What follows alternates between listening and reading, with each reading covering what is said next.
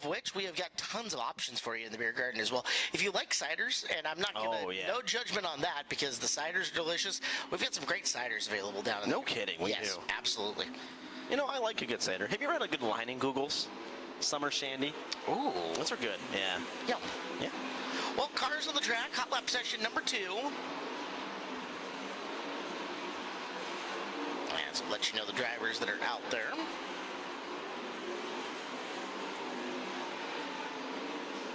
We are taking a look at the 95 of Justin Youngquist out of Burlington, a main starter last week. Ground Zero Gymnastics, Cascade Pizza, Jody Dines, Brown McMillan, Crawford Garage Doors, Piazza Construction, DK Systems, and Skagit Plumbing.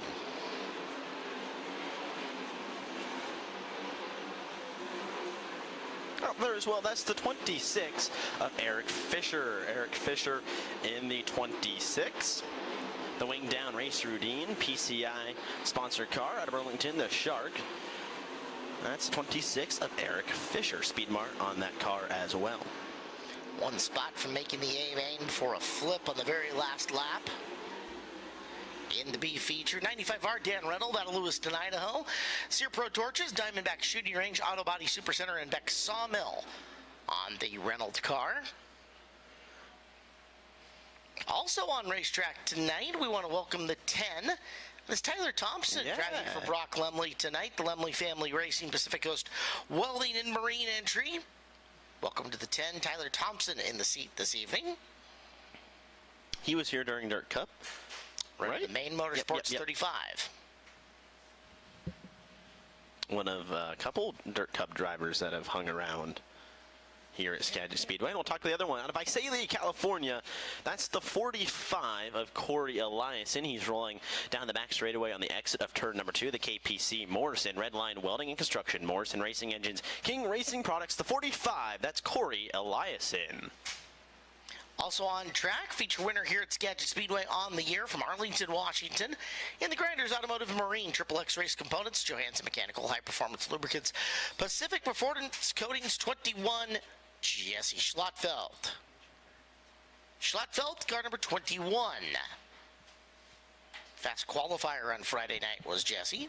Talk about a guy who's going to be looking for some redemption. You say fast qualifier on Friday and then just didn't struggle, but I don't know if couldn't get out of his own way is the right word. I don't mean to say that wrong. Just things didn't go his way. He had a really fast car Friday, fast again Saturday, and it just didn't go his way for Dirt Cup. I would say that the team had higher expectations for what ended up happening. Thank you.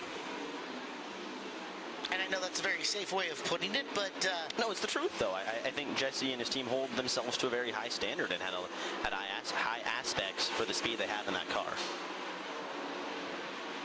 Here's a look at Eliason in the 45 as he picks up some laps.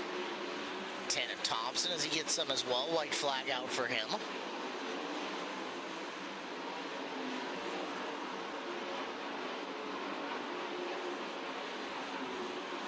Youngquist, fastest car out there so far. Schlotfeld, Thompson, Eliason. Cam Smith, 17, is on Speedway.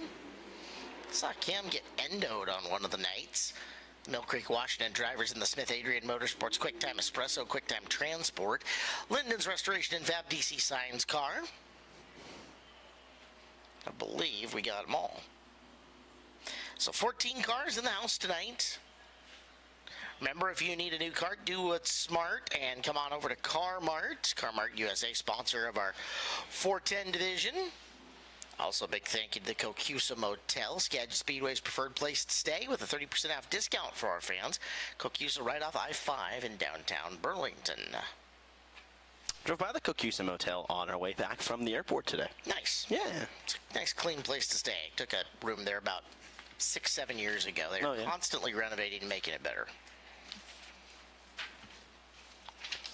Well, Central Welding Supply's mission of excellent service hasn't changed for a family business locally owned and operated since 1975. Local ownership, large inventory, and an expert staff makes the difference at 29 locations. Find one near you at centralwelding.com or visit us at the 120 North Alder Street in Burlington.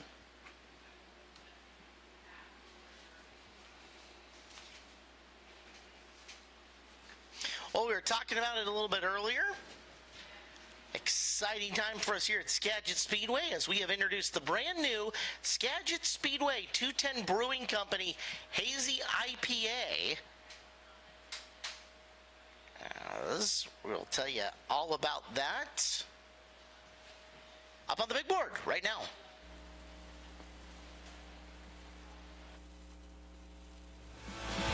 In partnership with 210 Brewing Co. and Skagit Speedway comes the brand new Skagit Speedway Hazy IPA. You can find and try this beer at the Skagit Speedway Beer Garden. Plus, check it out at the Railroad Pub and Pizza in Burlington. With notes of citrus, pineapple, and sweet berry fruits, it's bound to get you going, just like you were out there on the track. Check out the new Skagit Speedway Hazy IPA today. And remember, please drink responsibly. Well, it's saying all the right things. Citrusy, fruits and stuff. I'll give that a try next time at the beer garden. You get another 7 minutes if you want to give it a try yourself. If that appeals to you, the beer garden happy hour lasting till 6 o'clock. So just a little bit longer here at Skagit Speedway for happy hour at the North and South Beer Gardens. And even if you don't want it, the cans are cool. Take it for a can. The cans are absolutely neat and a good little souvenir to have even if you don't want the beer. You can, just leave it unopened and display it up on your shelf next to your favorite die cast or what have you. Like somebody would do with cans of soda with their name on it or something like that. So it's more than just a beer. It's a Skagit Speedway keepsake. That's right. It's a souvenir or it's an obstacle of additional fun. That's a good way to put it. Choose it to be. Well, here come cars for 410 qualifying. First car on the track, the 21P out of Cobble Hill, British Columbia. The Axum Shark, Saratoga Motorsports Park, Shark Racing Engines, Malahat Auto Wrecking, Grinders Automotive and Marine, Cattle Creek Mining and Exploration. That's the 21P of Robbie Price. Robbie Price in the 21P. Talk about a guy, Caleb, that I feel like just knocking on the door for a win here at Skagit Speedway at some point. He was a winner last year. His first lap on the clock is an 11.326. 113.26 for Robbie Price. Second lap time, not as good, 11.374. First lap time better, 11.326. Our next car is on track. Green flag out for the 18 of Jason Solwald. Solwald had a very good prelim night, number 2, but couldn't end up putting in victory lane out of Burlington. The Car-Mart USA Blue Cow Car Wash. Thanks, Aaron. Lulu's Espresso entry. First lap around for Jason. Trips the time at 11.468, 114.68. And second time by for Solwald, better at 11.339, still second on the clock, 113.39. The third car out to qualify, that's the 7 Lolo out of Bellingham, Colin Mackey. Colin Mackey in the 7 Little O. Triple X Park at DeBoer & Sons Custom Farming, Les Schwab Tires of Burlington, Sketch Ready Mix, PDR Marine Fabrication, Mel Decker Racing. First lap time for Colin, third quick, and 11.585, 115.85 for Mackey. Lap number 2, smooth off corner number 4. Colin improves, but he's still just third quick. 11.457, 114.57. Coming to us next out of Cedar Woolley, the Otis Concrete Tack Testing and CX Services. Skagit Ready Mix, all-terrain construction number 9 of Greg Otis. Lap 1 for Greg. 11.809, 11809.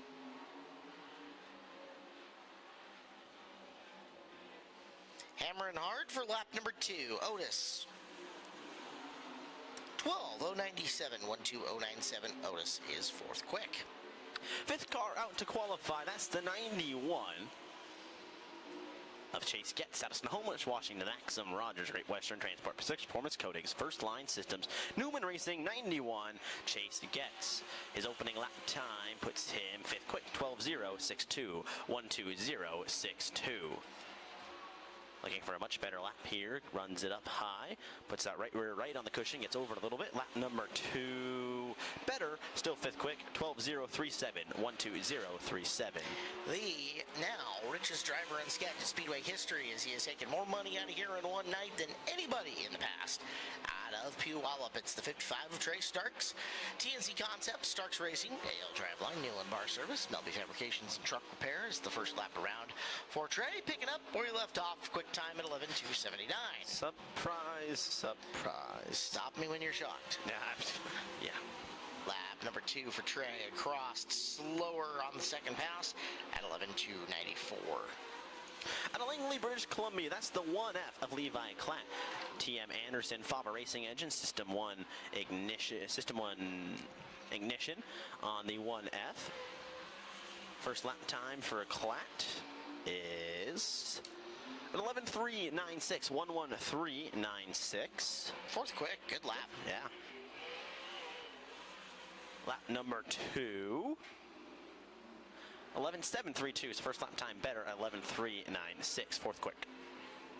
Halfway home, Klatt finished. Eliason coming.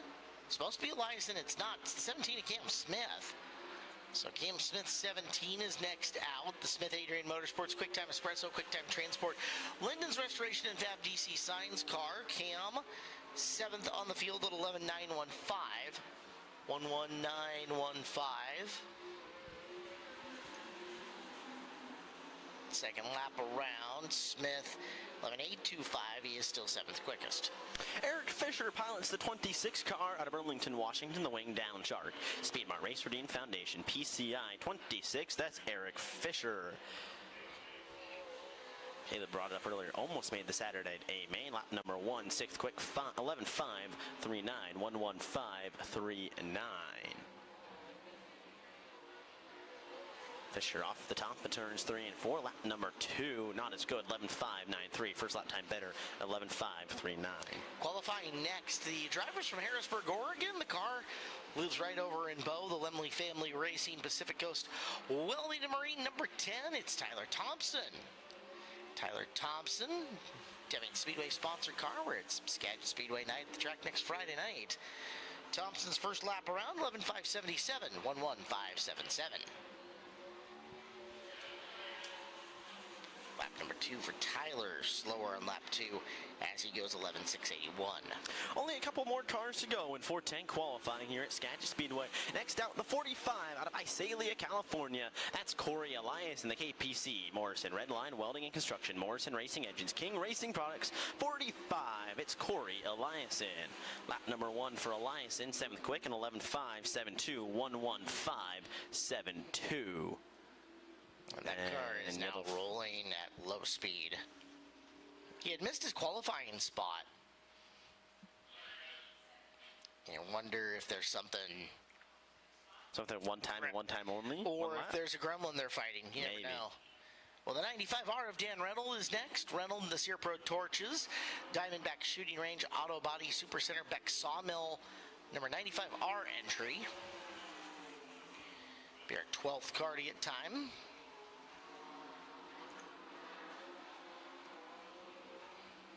Reynolds. 12:037, 1:20.37. Ooh, a little Off squirrely. gas, yeah. Can hear him just babying that throttle. Front end trying to bounce all over the place on him as his second lap is the slower of the two at 12:6.33.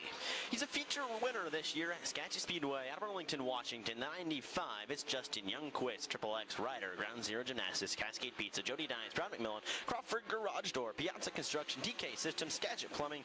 First lap time for Justin Youngquist is 4th quick at 11:3.67, 1:13.67 for 95 of JY Justin Youngquist.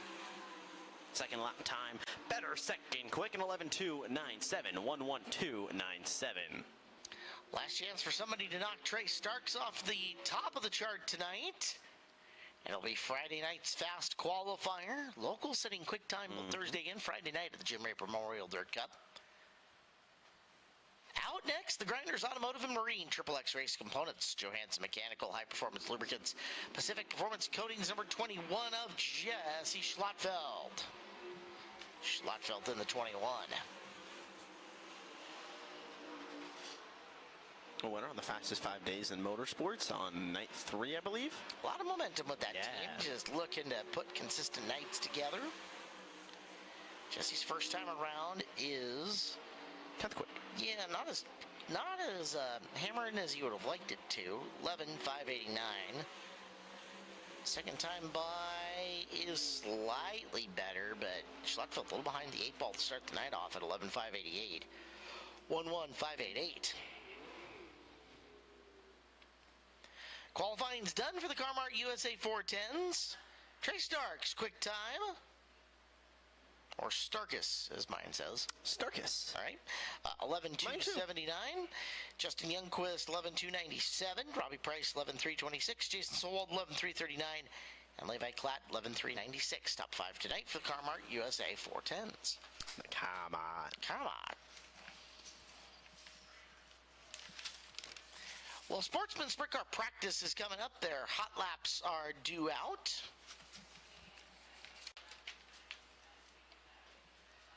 Let you guys know, K-Pro Auto, Stanwood's hometown auto repair shop, serving our community, Stanwood, Camano Island, since 1999.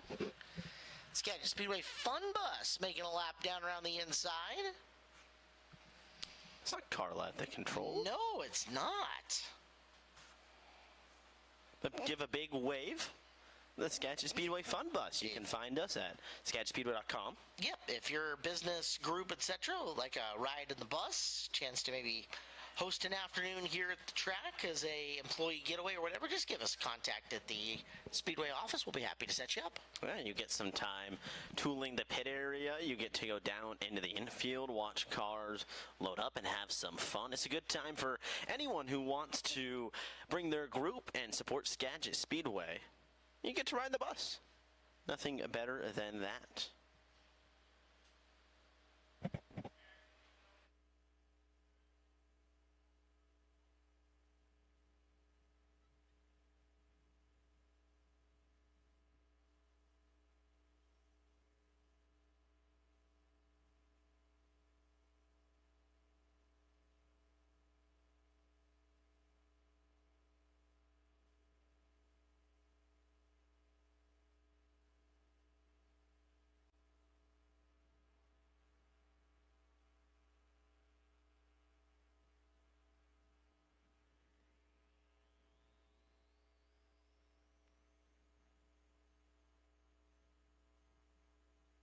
Well, you just saw an advertisement there for the summer concert series at the Angel of the Winds Casino. But K-Pro Auto is Stanwood's hometown auto repair, serving our community, Stanwood, Camano Island, since 1999. Also, North Hill Resources has been providing quality landscape materials for all your project needs since 1997, serving Skagit, Whatcom, and Island counties, now offering construction services, including septic installs and repairs. One more for good measure, Action RV.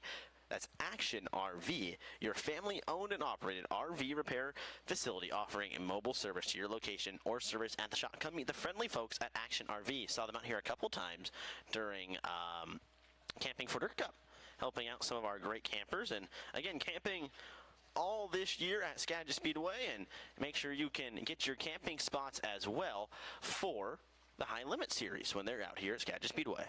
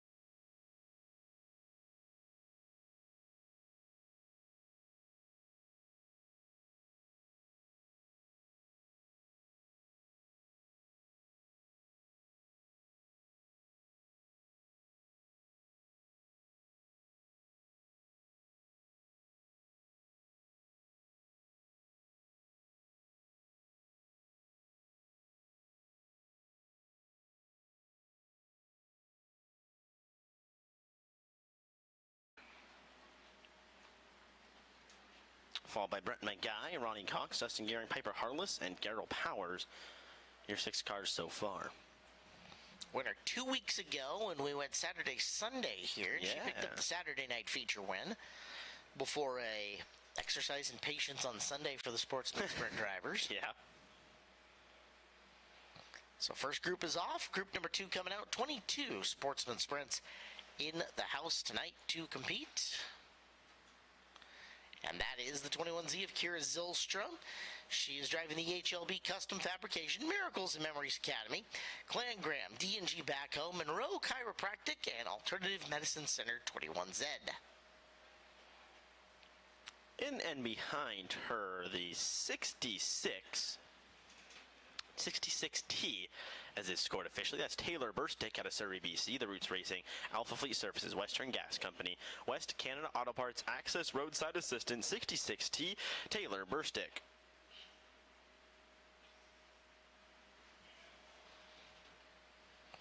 Pick up to 72 down the back straightaway. Rapid Roy Blumenhagen. Blumenhagen in the button show and racing, I believe scored as the 72R. Yep, which is, yep.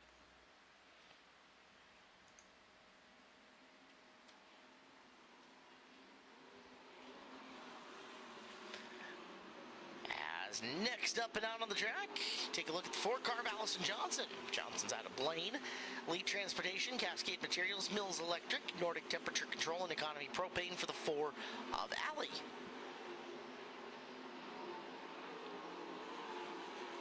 That's the 87 of Jeff Pearson at Conway, the XXX First Class Auto Glass General Plus Installation. Pierre's Burlington Used Car Superstore. Merit Builders, Skagit River Chiropractic, 87, Jeff Pearson.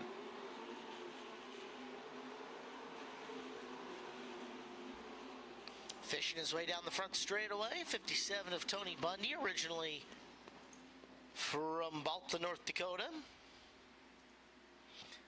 Jet City Equipment, Pit Stop Laundry, CSI Construction, and K&B Excavating on the sponsors for Tony. He's got a new one too, it's going to escape my memory, but he has a brand new sponsor on that car too that I'll make sure I have to go and get from him. I believe it's I'm not even going to speculate, but he told me what it was. And, okay. So a brand new sponsor on that car. I apologize to that sponsor. I will get it, but I know I know you're on the car. So second group down. Multiples to go, possibly, as we have had, looks like 12 cars take time, got a total of 22 coming, so 2 more groups of 5-ish. Supposedly going to run a B main for him tonight. Allegedly. Allegedly. Works for me. Yeah. We'll fly by the seat of our pants to see what happens through heat races if we'll have to run one, but I was told right now, as of plans, we're supposed to run a sporty B main.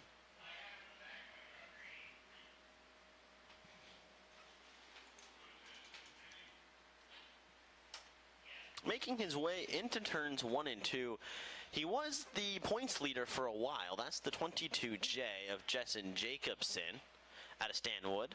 The XXX Shark Grinders Automotive and Marine, Mel Decker Racing, Burlington Eagle, Sasquatch Subs, Jacobson Trucking, Fast Track HVAC, 22J, Jessen Jacobson.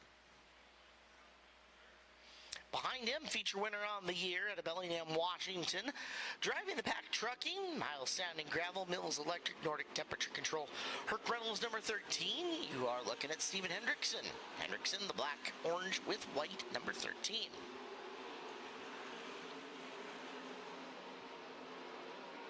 In and behind Steven Hendrickson, rolling through turn 3, not turn number 4. That's Jackson Stratton in the 45, the J&J Shark, B&T Automotive, Arlington Power Equipment, Sideline Excavation. That's the 45 again of Jackson Stratton out of Stanwood. Making laps in and behind Stratton. Ooh, Oh, well, look out. just smacked the wall. Yep, Peyton Drake is driving the Bollinger Motorsports 73, and you can see car's got a little wobble in the rear now.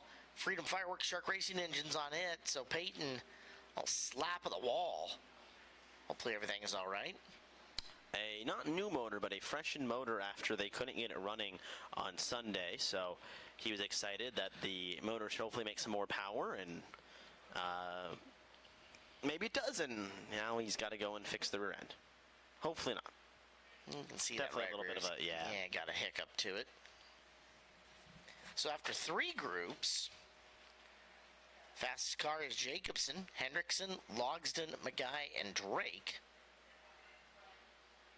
Johnson, Cox, Gehring, Burstick, and Blumenhagen make up your top 10.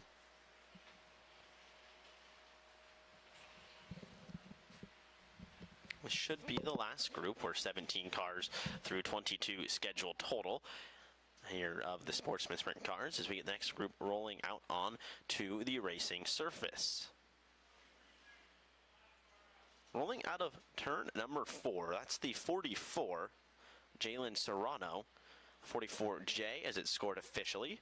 Serrano out of Cedro Woolley, the Triple X Shark, Old Timers Bar and Grill, Chase Construction, Long Arm Towing and Hauling, Jimmy and Sons Trucking, Tacos Tequila Land, the 44J, Jalen Serrano. Tecalit Land. Tecalit Land, there you go. Thank you, Gail. I knew you were going to come in and save me on that. I do what I can. 19's Alden Ostrom. Ostrom, the 19, Dirty Deed Septic, Cascade Flats Wedding Venue, and Wing Down Driving Experience for Ostrom. Good to see them get the primary car put back together. They, yeah, no kidding. Tatered one 2 Saturday nights ago, had to bring the backup out for Sunday. The 88, he was a brand new feature winner on Father's Day Sunday. That's Jaden Whitney out of Stanwood, the Great Western Transport, Arlington Earthworks, Powder Coating Inks, Nahomish Nap Auto Parts. Jaden Whitney pilots the white and blue 88. Smart race that young man ran on yes, Sunday it was. afternoon. Calculated, smooth, risk-averse. Yeah. 37, Sean Wallenfels Jr. out of Stanwood. Precision Racing Engines, Marty Hopkins Contracting, Pied Piper Pub on the 37 of Junior. I think we hit them all. All 22 have turned to lap time, that's for sure. Perfect. Justin Jacobson atop the board at a 12.685.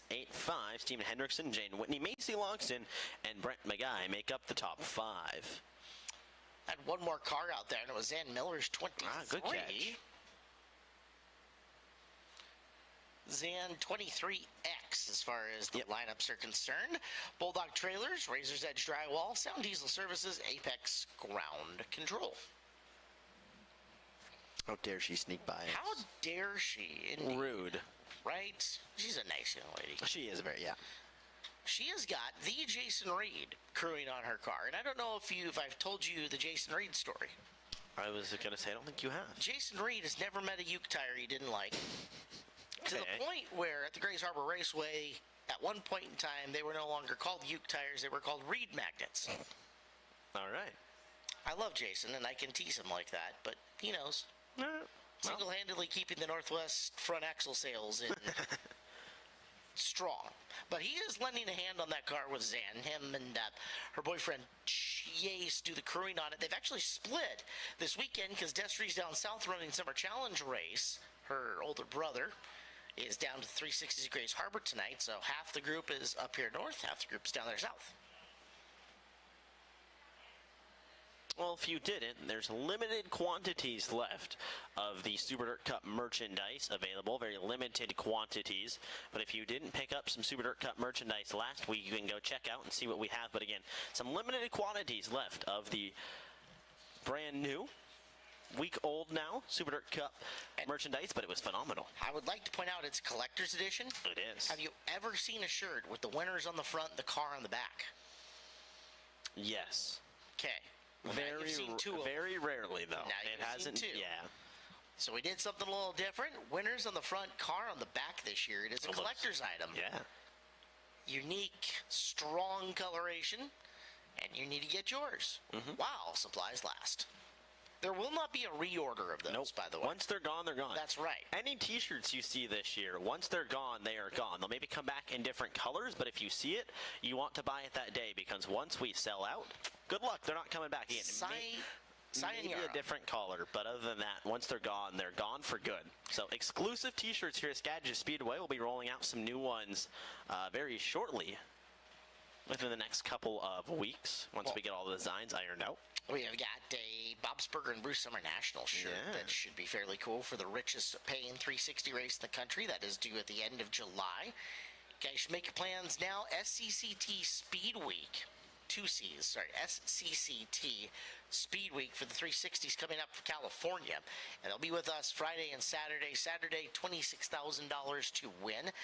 Already commitments from Dominic Selzy, Braden Chiaramonte, and more to be here for that show on top of our already very strong 360 division.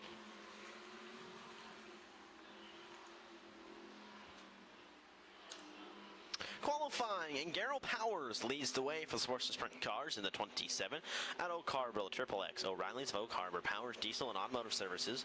First lap time for Powers, a 14.036. 1:40.36. Gets up on the berm out of turn number 2.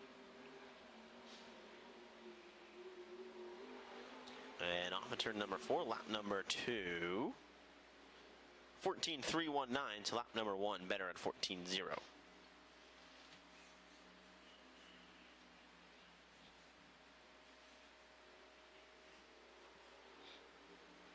Original run of show showed them working out of the center, so must have made a mulligan to have them out back. So we get ready for the former Sportsman Sprint champion coming out next. From Arlington in the pit stop, Laundry Services, Schaefer's Racing Oil, Pacific Performance Coatings, Bob and Mary Reynolds, CSI Construction 66. It's Brett McGuy. Brett McGuy. Lap 1. He's not showing up for me either. Bad Brett. First quick at a 12.691. Second lap time 12.724. So first lap time better for Brett McGuy. So if you're following on your My Race Pass app, give it a reboot.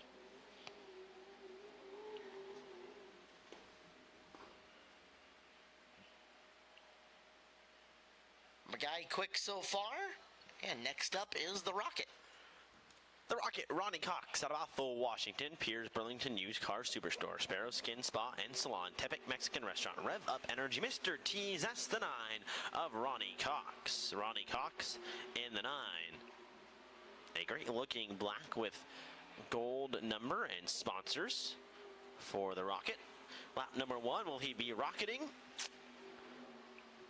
First quick, second quick, 13.085, 1:30.85. Lap number 2. Better, 13.075, 1:30.75. Still second quick for Ronnie Cox.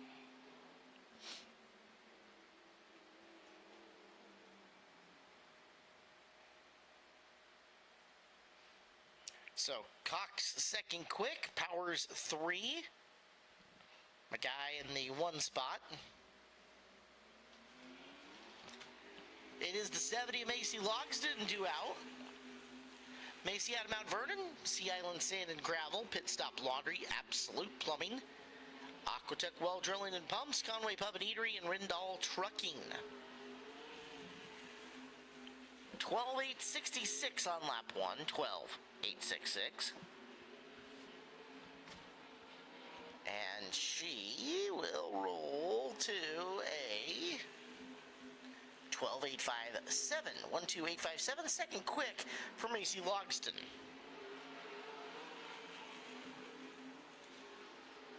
The 51 out of Oak Harbor's Dustin Gehring, the Rocket, Black Market Speed, After Hours Customs and Collision, Lewis Auto Glass, Terraza Auto Detail, Black Market Speed, Special Thanks Bonfire Ready, Wade Underwood. First lap time for Dustin Gehring, 13.015, 1:30.15. Puts Gehring third quick so far. Lap number 2 looking to be better. 13.020, so first lap time better at 13.015. Qualifying next, it's the 09 of Piper Harless. Harless in the Team 31, Uncle Chuck Racing, Triple X OPC Racing, Sportsman Sprint Car. 13.188 for Piper. Her second lap around, settles her into the final corner. Rolls hard off of it, and we're slower at 13.298, 13.298 for Piper Harless. Fifth quick so far So it's Magai, Loxton, Gehring, Cox, and Harless. As Rapid Roy Blumenhagen, the 72R, next to turn a lap time here at Skagit Speedway. First lap time for him, 13.334. 1:33.34 for Roy Blumenhagen, puts him 6th quick on the field. Second lap time, not as better, 13.291. Still 6th on the field for Roy Blumenhagen. Qualifying behind Roy out of Conway, Washington First Class Auto Glass, General Plus Insulation, Pierre's Burlington Used Car Superstore, Merritt Builders, and Skagit River Chiropractic. This is Jeff Pearson. Lap number 1 for Jeff, 13.661, 13.661.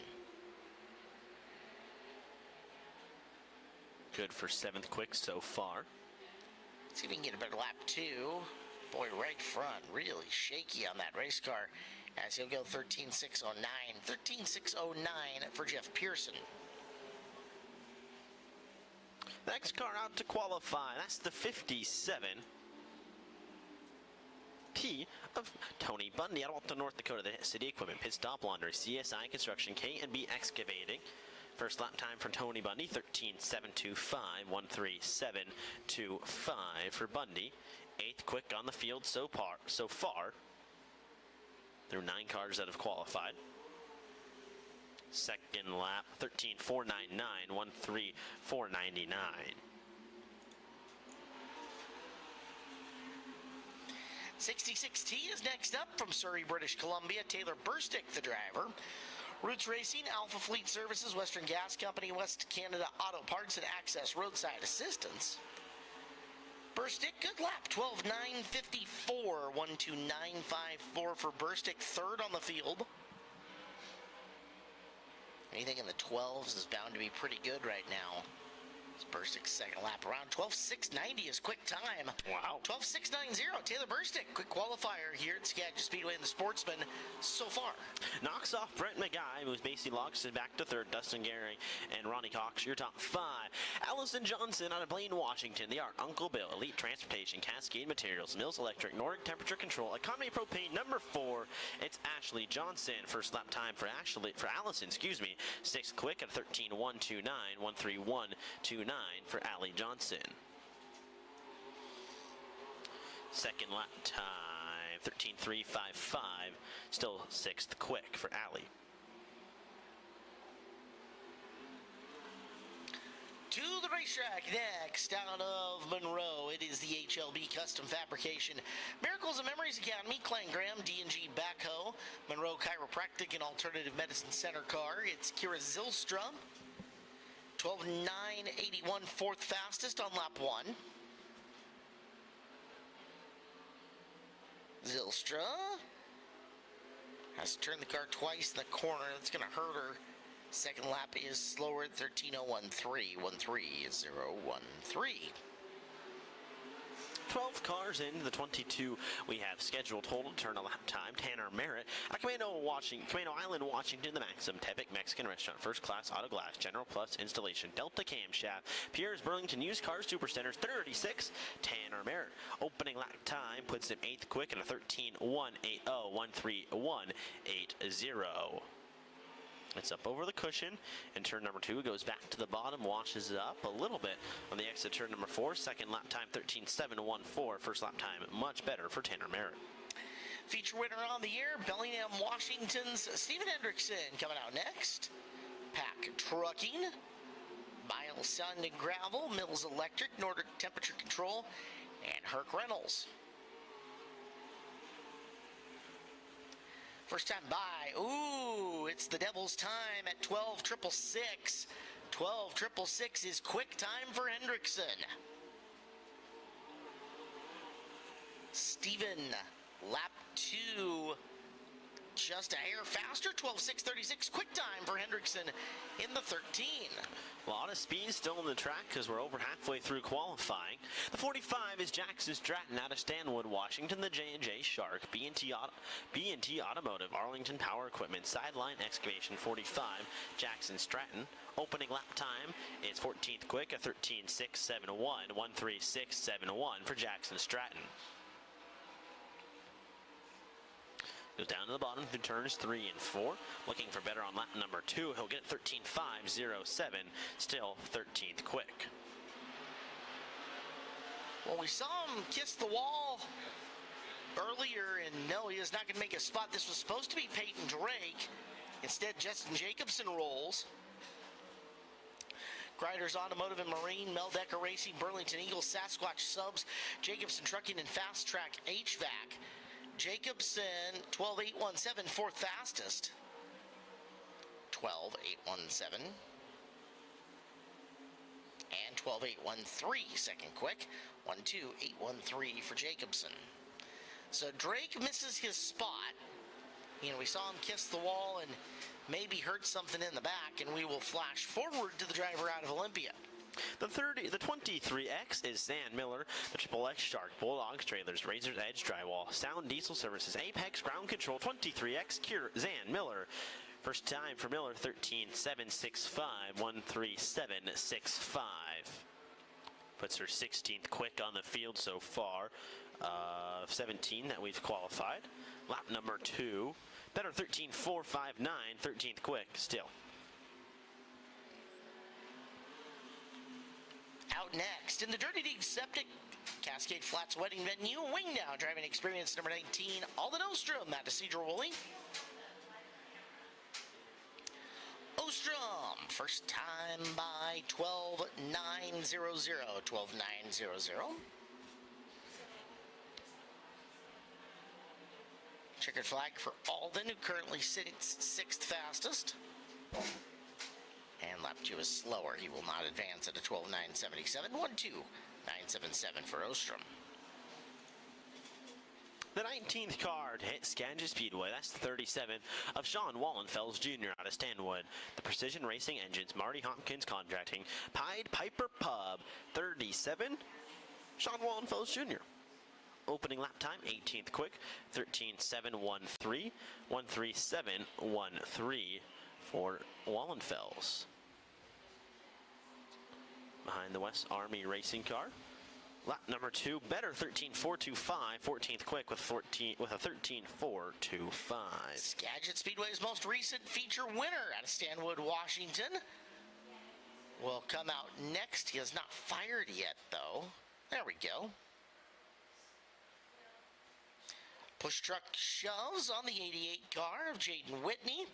Whitney, any Great Western Transport, Arlington Earthworks, Powder Coating Inc., Snohomish Napa Auto Parts, number 88.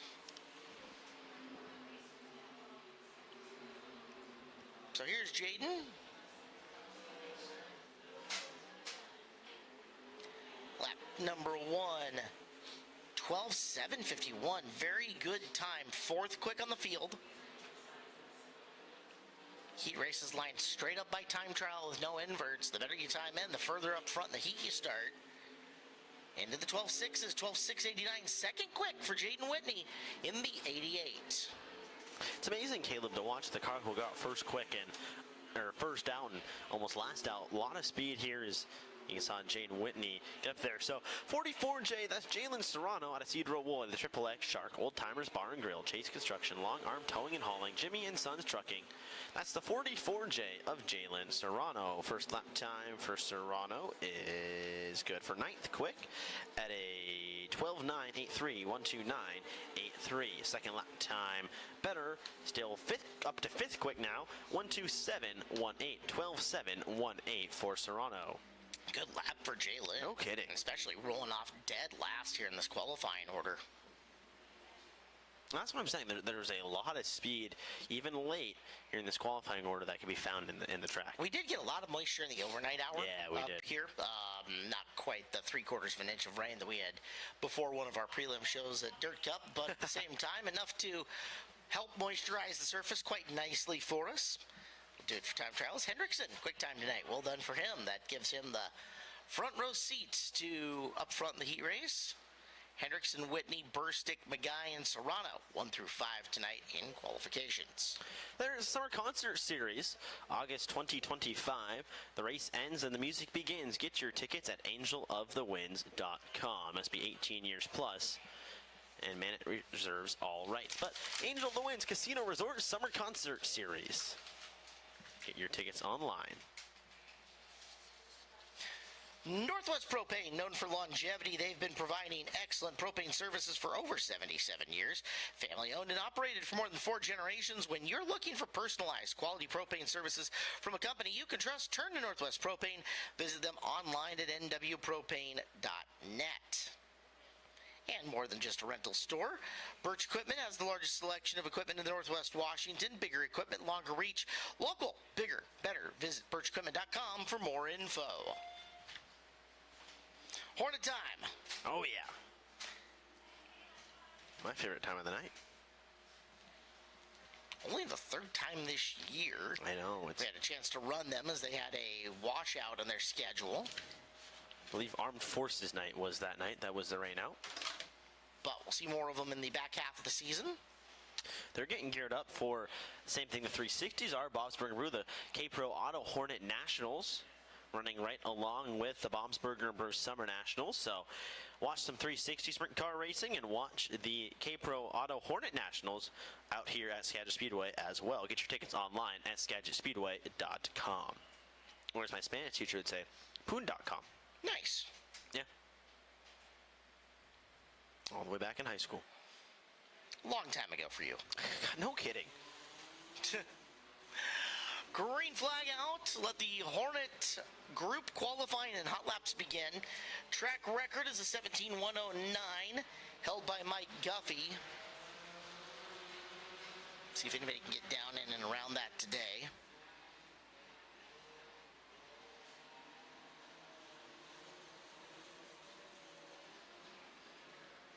Tazio Andreasen out there in the 39. The 10K, Braxton Houndsman. 40P, David Hill, Dan O'Keefe. Colin Sims, the 15.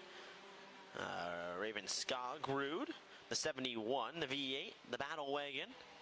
There's the 15 of Colin Sims. Third quick so far at 21. Jeez, they're going so quickly here, tripping the timing and scoring line. Down to 5th quick. Yep, Hausman quickest right now. Peters second. Skogrud, Hill, and Sims top 5.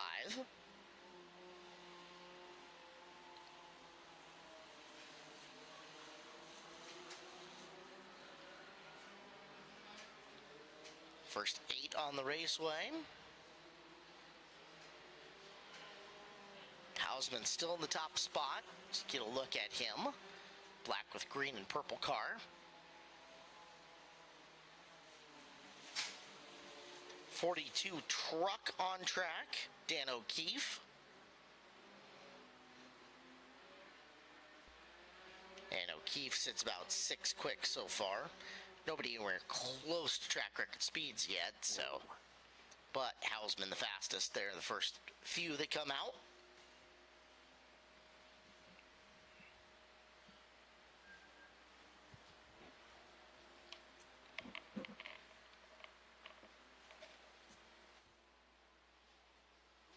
Get group number 1 of the Hornets off the track so we can get out the second group for their group hot laps and qualifying here at Skagit Speedway.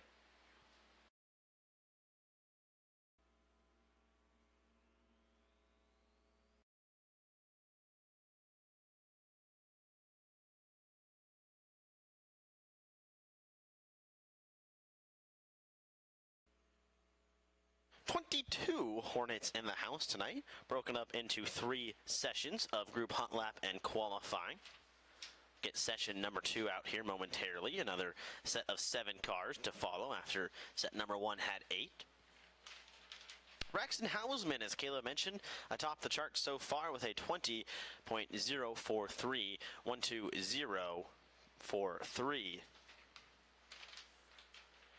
Group number 1, Group number 1 done. Group number 2 will pick him up as they roll into turn number 1 and 2.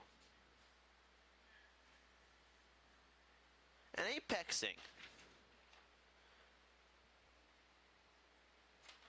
The 88. That's Jordan Bundy. Jordan Bundy in the 88.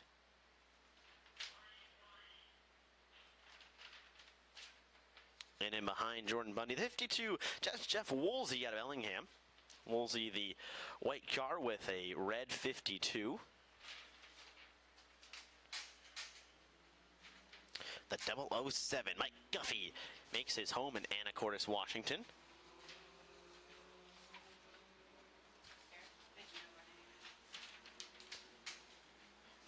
William Zotnek from Anacortes as they go green on the second session of hot laps and qualifying. Zotnek in the 33.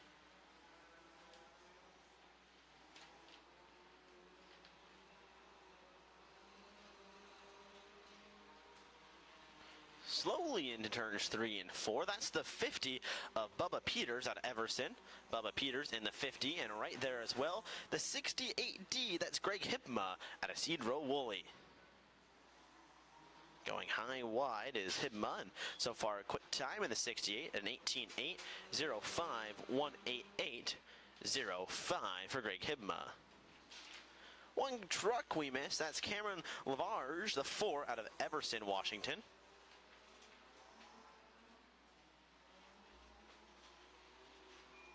Little rough through turns 3 and 4. Mike Guffey second quick. Braxton Hausman bumped back to third. Steve Peters in the V8 fourth.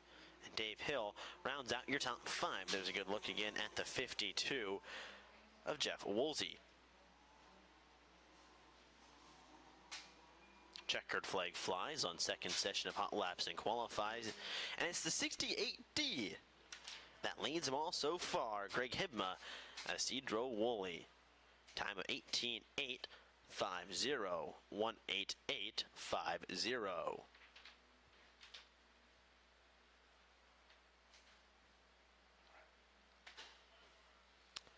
So a final group set to hit the track. 7 cars.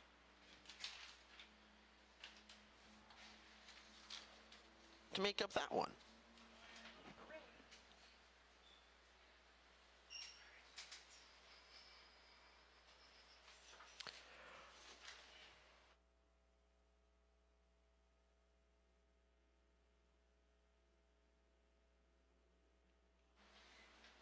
Here comes the third and final session for group hot lap and qualifying for the Hornets.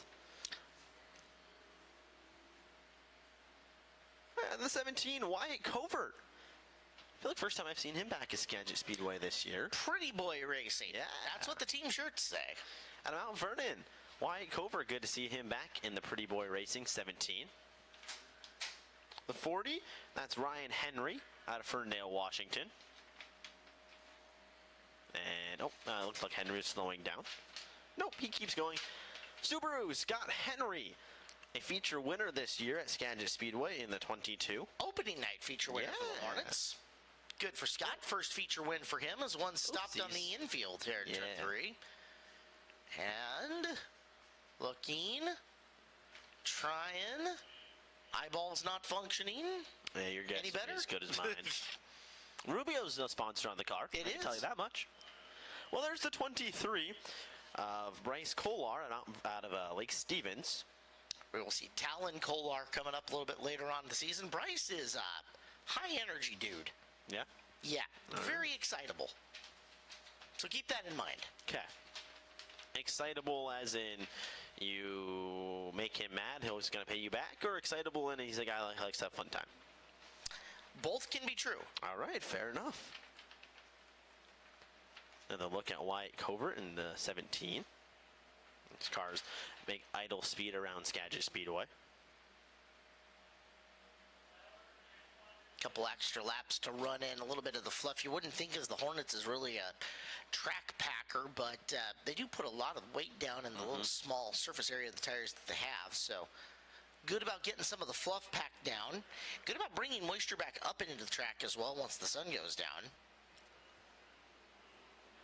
David Dykstra, the 25 truck out there. Howard Voss, the 03. Mentioned Bryce Kolar in the 23.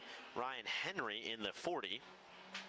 Oh, and T Subaru Scott got the rear end a little bit loosey-goosey, but collects it back in as they go green flag on the final session of hot lap qualifying here at Skagit.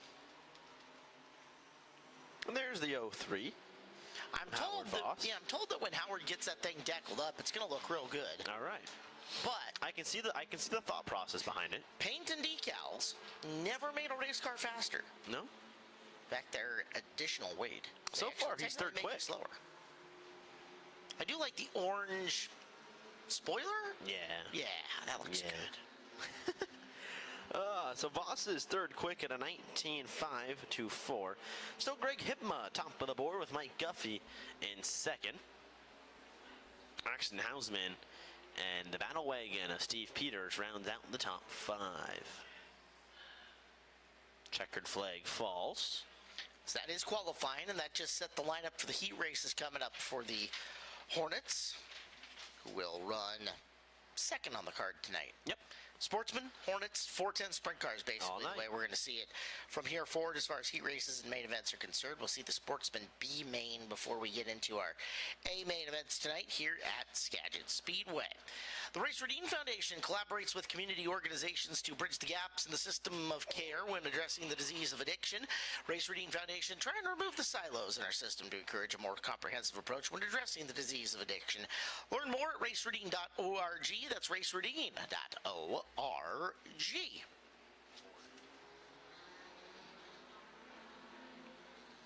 Well, these cars are still... Syke will turn him loose again. Yeah, interesting. They're back up to speed and on the hammer here. Looks like the same group from the previous sessions. I don't know if something was off or what, although we do have one of the new Hornet trucks out there. So, new group of cars, maybe, Eric? Caught us off guard. That's still Wyatt Covert out there. Doesn't First look group like. got run number 2, maybe? No, I mean, Covert... Henry was out there earlier. Yeah, this is Group 3, because David Dykstra out there in the 25 truck, so Group 3 getting a couple more laps, potentially something that we just couldn't quite see here from the booth, because there's Howard Voss, who now goes to the top of the board in the 03, an 18.278, 182.78 for the 03 of Howard Voss. Well, just when you thought you knew all the answers, bang, we go there and change all the questions. You know what? We live, we learn, we adapt, we move on. That's right. So there's the checkered flag. New quick time, Yeah. Howard Voss. Complete with orange spoiler. Yeah. Maybe he won't put the decals on if he wins tonight. Leave the car just how it is. Greg Hipma, Mike Guffey, Bryce Kolar, and Wyatt Covert make up your top 5. Braxton Hausman, Steve Peters, Dave Hill, Ryan Henry, and William Zotnek, your top 10. 21 Hornets trip the timing line officially. So we'll let them get back to their pit stall, and we will get ready for opening ceremonies here at Skagit Speedway. Well, Caleb, as it warms up, as it finally feels like it's summer, Finally. you might need some HVAC servicing. That's right. Is it time to update your HVAC system? It might be. Well, turn to the expert at All Phases Heating and Air Conditioning. Air conditioning especially important in the summer months, but just as important as heating is in the winter months here in Washington. All Phases Heating has been serving Skagit County and beyond for over a decade and specializes in residential upgrades and more. Now the county's only carrier distributor, providing comfort solutions to the community with kindness, integrity, and professionalism. Call All Phases Heating and Air Conditioning for a free quote today. 73 car of Peyton Drake fires from the pit area, and he looks like he's up and functional, so whatever it was, they got fixed up on the back of the 73 of Drake. Coming up next weekend, it's your chance to do the double. That's right. It is an open wheel fireworks freedom weekend here in the PNW. First, we invite you up to our friends to the north, Deming Speedway, the Northwest best micro track, the Northwest only micro track, really one of the greatest places to watch the small cars race in the entire country. It'll be Skagit Speedway night up there on Friday night with fireworks to follow, and then on Saturday here at Skagit Speedway, we light up the night sky with the Les Schwab Giant Fireworks Extravaganza. It's the Les Schwab Tyre Centre's Fireworks Night at Skagit Speedway this Saturday night. There's 360 sprint cars, IMCA modifieds, and Hornets too. Then Les Schwab Tyre Centre's light up the sky with huge fireworks. Racing action starts 7 p.m. this Saturday night. Get your tickets online at SkagitSpeedway.com. It's another fun for the whole family Skagit Speedway Super Saturday night. That was the unique, awesome voice of Australian Speedway, Wade Alger, who helps us out at Dirt Cup, and we so very much thank Wade for everything that he did over the week. That was a whole ton of fun. We set him and Eric and Dylan and Emma loose, and boy, those guys put out some awesome content. And if you didn't see it all, you're going to want to go to Skagit Speedway and follow us on social media: Facebook, Twitter or X, Instagram, Snapchat, and TikTok. All part of the fun that we had during that week. It was an awesome week for Dirt Cup, and if you guys missed all the behind-the-scenes content, you really missed out on a good time. Skagit Speedway social media has it all for you to go review. Again, Facebook, Twitter, X, Instagram, Snapchat, TikTok, and more for all the behind-the-scenes look-sees at what went down. We've got a few minutes till opening ceremonies. Kick back, relax, and enjoy. Make sure you stay hydrated out there in the stands, as we will be with you here in just a few more minutes for our opening.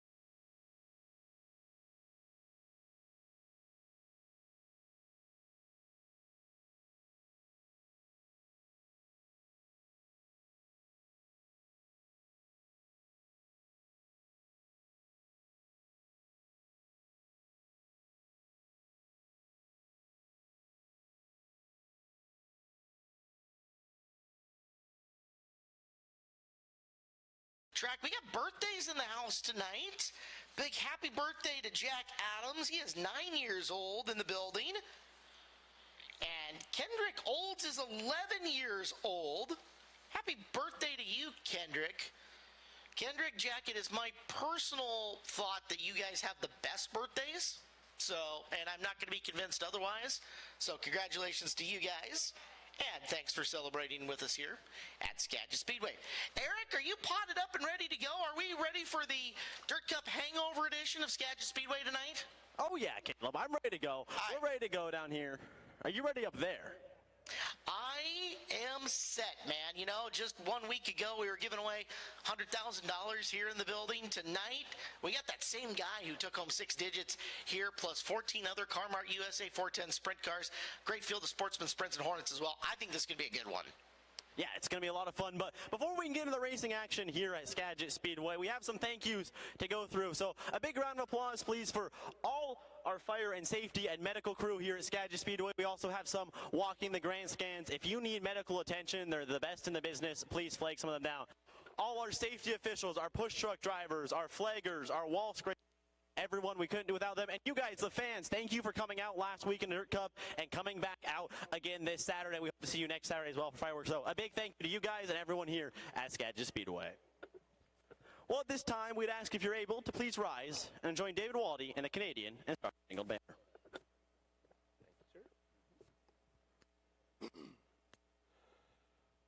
Oh, Canada, our home and native land, true patriot love in all of us command.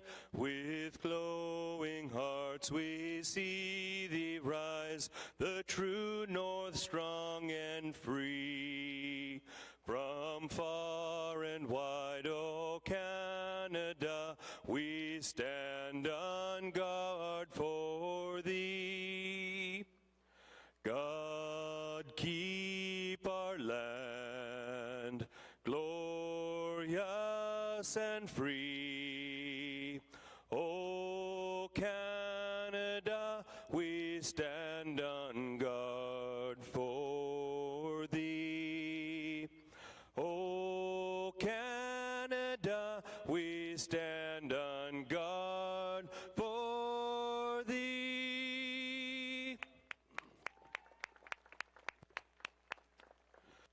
Oh, say, can you see by the dawn's early light what so proudly we hailed at the twilight's last gleaming, whose broad stripes and bright stars through the perilous fight. Oh, the ramparts we watched were so gallantly streaming, and the rocket's red glare, the bombs bursting in air, gave proof through the night that our flag was still there. Oh, say does that star-spangled banner yet wave? Oh, the land of the free and the home of the brave. Now, ladies and gentlemen, we have a couple special birthdays tonight. Some of our staff. Please join in singing happy birthday to Chelsea, one of our officials, and to the voice of Skagit Speedway in the tower, Mr. Taylor Hart.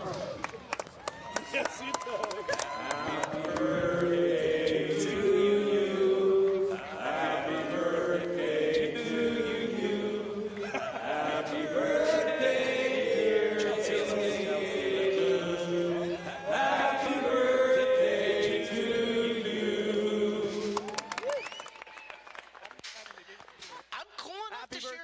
Chelsea. I'm cool enough to share a birthday with Chelsea? What about that? That's cool. Eric, you know what? What's I don't take a whole lot of time to editorialize up here, but I will say this. We've got sunshine, we've got sprint cars, and I got thousands of my favorite people here in the house tonight. Oh, yeah. What better place to spend my birthday than Skagit Speedway, right? I couldn't name any. Guys, you ready to go racing? Are you ready to go racing on Caleb and Jones' birthday? Come on, make some noise, Skagit Speedway. There we go, Caleb. I think they're ready. You guys surprised me earlier. Got a cool Bucky's t-shirt from Dylan. We got some cupcakes up here in the booth. Here is my share of the cupcake with you guys who are out here in the Jim Raper section. No, you can't actually have my cupcake. It's delicious and I want it. But yeah, spoiled tonight. And happy to be here. And I hope you guys are as well. Thank you very, very much for letting me spend my birthday with you now for, goodness gracious, 20 years. So, pretty cool. We are ready to go. It's going to be a great night of racing here at Skagit Speedway. 3 divisions of action for you. I am Caleb Hart. He is Eric List, and we will be your audio chauffeurs throughout the evening. Got to remind you that Skagit Roofing's been keeping local family homes and businesses safe and dry for over 35 years. They're old school guys do it right with the best materials, workmanship, and customer care. Check out all their 5-star reviews and awards. Skagit Roofing, voted the best roofing company in the best of the best Skagit Valley Community Awards for the past 3 years in a row. Their goal to continue to earn happy customers for years to come. To contact them for a free roof evaluation, it is SkagitRoofing.net, SkagitRoofing.net.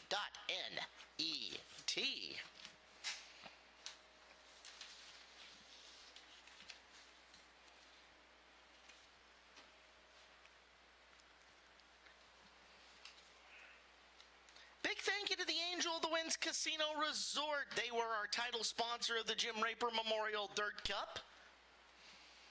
And there are so many cool things that happen at the Angel of the Winds Casino Resort, between everything that goes on with the 210 Brewing Company and the brand new Skagit Speedway Hazy IPA, all the way down to the RVWinds.com resort area. And I'll tell you what, if you guys are hauling a fifth wheel, toy hauler, maybe you've got the full Class C RV, whatever it is that you have got, Angel of the Winds Casino Resort in the RV Winds area scores 10 out of 10 on most major RV review sites. You can check it out for yourself, whichever one you choose to go to. Go and look it up, RVWinds.com, as they are 10s across the board. It is a beautiful facility with all the amenities that you are used to and a great place to stay. RVWinds.com, the Angel of the Winds Casino Resort, RV resort for you campers out there.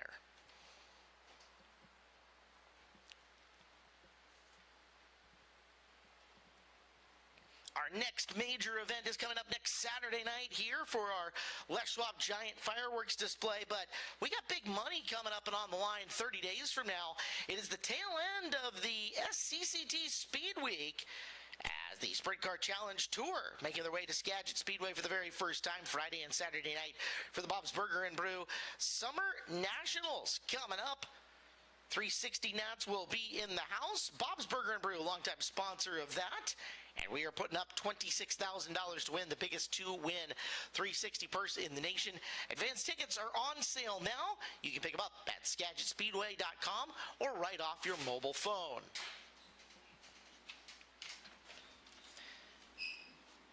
First race of the night on track, Sportsman Sprint Cars will come out and run, and Sportsman Sprint Car A main is lined up directly by the finish of this heat race. The winner of heat race number 1 will be your pole sitter for tonight's A main event. So every position matters here for the Sportsman Sprints in their heat race. And we have got race 1 on the track. And looking at the Saturday, Macy Loxton. Feature winner a couple of weekends ago was Macy on a Saturday night, her first Skagit Speedway win. And joining her on the front row tonight's quick qualifier, Steven Hendrickson, the 13 car. Hendrickson, former Deming Speedway Clay Cup champion. And again, we invite you up to do the double with us next weekend. It is going to be a fantastic time. Fireworks and micro sprints Friday night at Deming Speedway. It's Skagit Speedway night up there. We'll be there in our blues, hanging out. And then on Saturday, come on back down here to the big track where you've never seen our fireworks show, you're missing out. The Les Schwab Fireworks Extravaganza, along with sprint cars as well. Do the double. Friday, Saturday, July 4th and 5th. Race cars, fireworks, and freedom. Who could ask for more on July 4th weekend? So front row, Hendrickson and Brett McGuy in the 66. Row 2, Logston in the 70. And Dustin Gehring in the 51. Third row, Tanner Merritt in the 36. And the 37 to Sean Wallenfels. And Jackson Stratton will start 7th in the 45 car.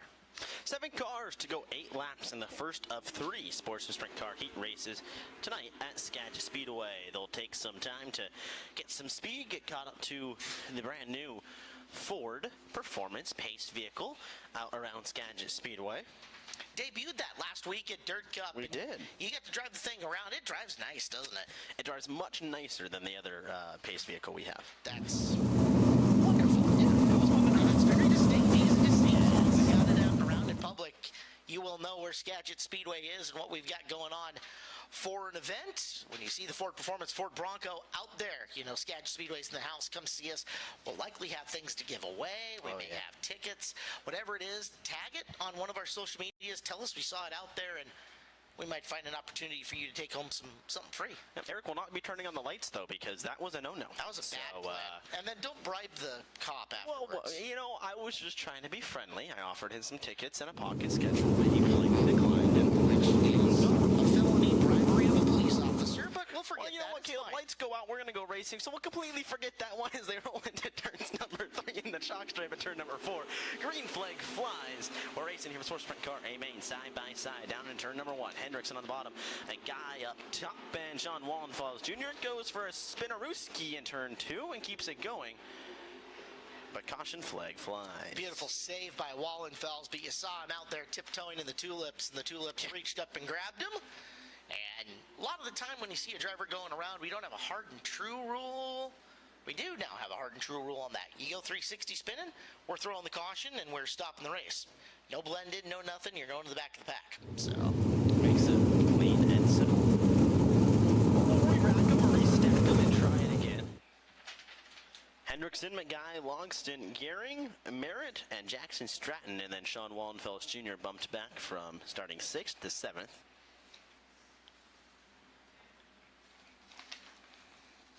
3 heat races total for the Sportsman Sprint cars, and again, scheduled B main. Depending on how heat races go, the B main up in the air, but right now a scheduled B main for these guys. The Jeep hits the infield. Infield goes side by side into turn number 3. And once again, for the chalk stripe, a corner number 4.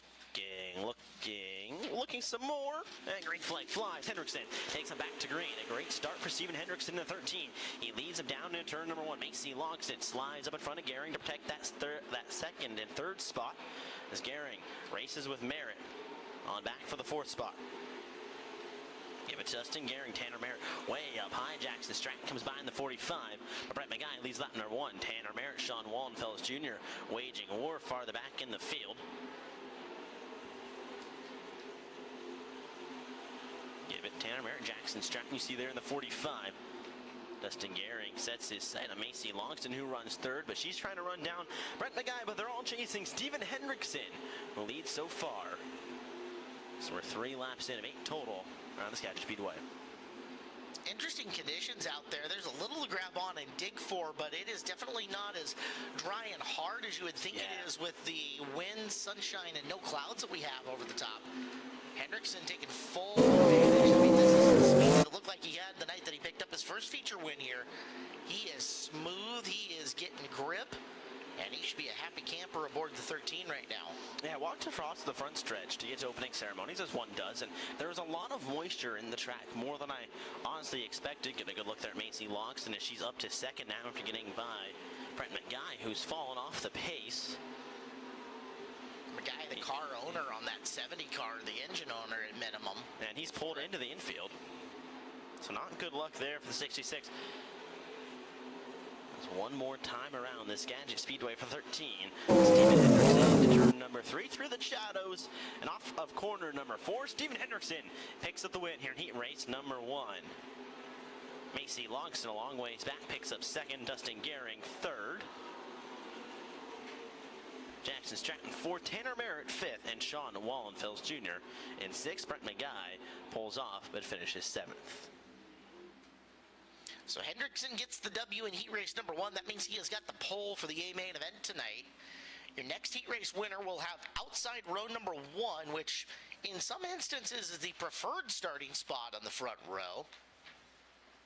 We'll go 8 laps around once again, and it is lined up straight up by time trial. So outside, or the front row, the pole for this is going to be your second quickest qualifier overall. And that'll be Jaden Whitney, our most recent feature winner in the 88. He's going to go right next to Jalen Serrano in the 44 car. The second row will be Alden Ostrom in the 19. To his outside, the Rocket, Ronnie Cox, car number 9. Third row is Piper Harless in the 09. Last time we saw Piper, that was not the best Sunday afternoon for her. Wasn't a good weekend, really, for her. I had to put that car back together more than a couple of times, but hey, you race, you learn. That's going to happen every once in a while. Grace Harbor Track champion Zan Miller goes outside row number 3 in the 23X, and 7th will be the 87 of Jeff Pearson out of Conway in the 87 car. Another 7 cars, another 8 laps around the Skagit Speedway for the second of 3 sporty heat races before we get into Hornet heat races and then 410 heat races after that.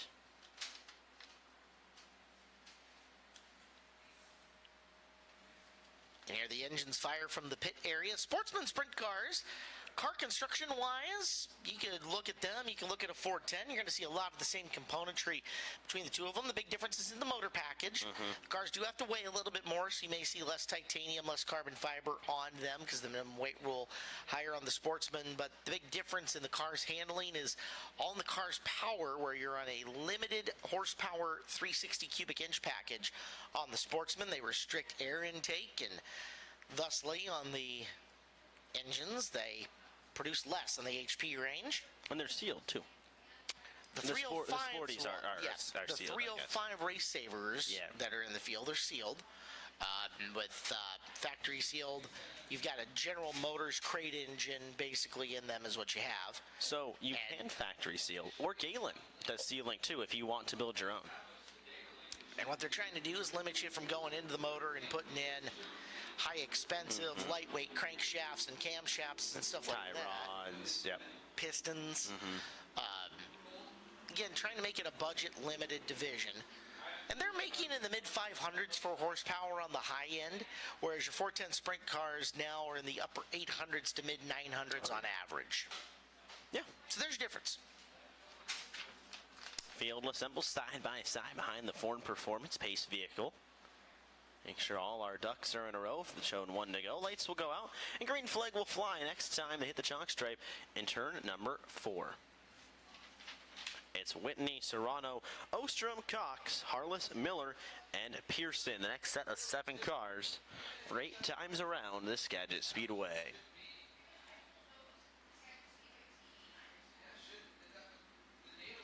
Whitney will be a lot of fun. Kayla's mentioned most recent winner in the division at Skagit Speedway. Looking for a front row starting position in the 88. He'll bring the field to the chalk stripe in turn number 4. Green flag flies for Racing Creek race number 2. Here comes Serrano on the outside, but give the advantage to Whitney into turn number 1.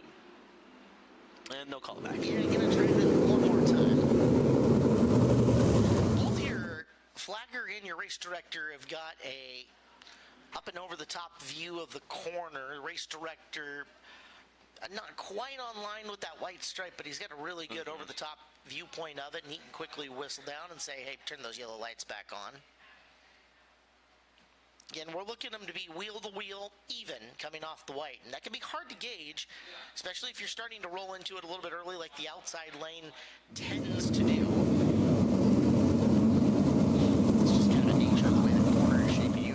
To it just a hair early to stick with the inside groove. Here, let's see the second time. Back to the chalk stripe and back to racing action.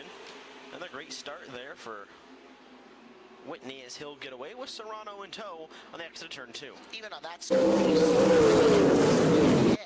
both of them were on the gas at the same time, and that's why you say if you're in the outside lane, if you want to be even car to car, you have to roll into it just a hair early to keep up.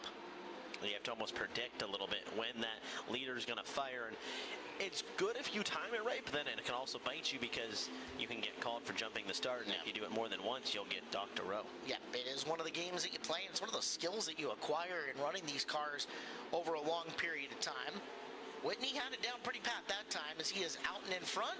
We're watching a battle, a couple of cars behind him. Ronnie Cox, Jalen Serrano were getting after it. There's Whitney. Quietly through the bottom of turns 3 and 4. Jalen Serrano, Ronnie Cox, Alden Ostrom as caution flag flies. One around in the apex of turns 1 and 2. Piper Harless. Bringing the bad luck with her from 2 weekends ago. Yeah. Piper's got a lot of good help, though, in that pit area. Again, Levi is down there. Levi's a multiple-time Focus Midget feature winner and very smart mechanically. So they'll get that thing straightened out and make sure she's got the best piece she can. And also, running in the drier conditions, running as it starts to slick off is an acquired skill. It's not hold the foot down to the throttle and steer. It definitely takes a little more feathering of the throttle and correct application of where your hands and feet are all working in unison.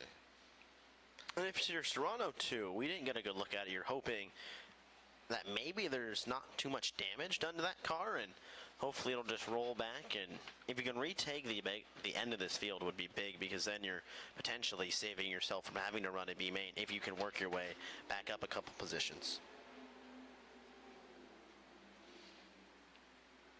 Winner of this heat race goes off the outside of row number 1 in the main event. Right now, that's Jaden Whitney sitting in the top spot. Jalen Serrano, Ronnie Cox, Alden Ostrom, 1 through 4. We will have a B main tonight, so you want to get through in one of the first 5 spots to ensure you don't have to go B main bound.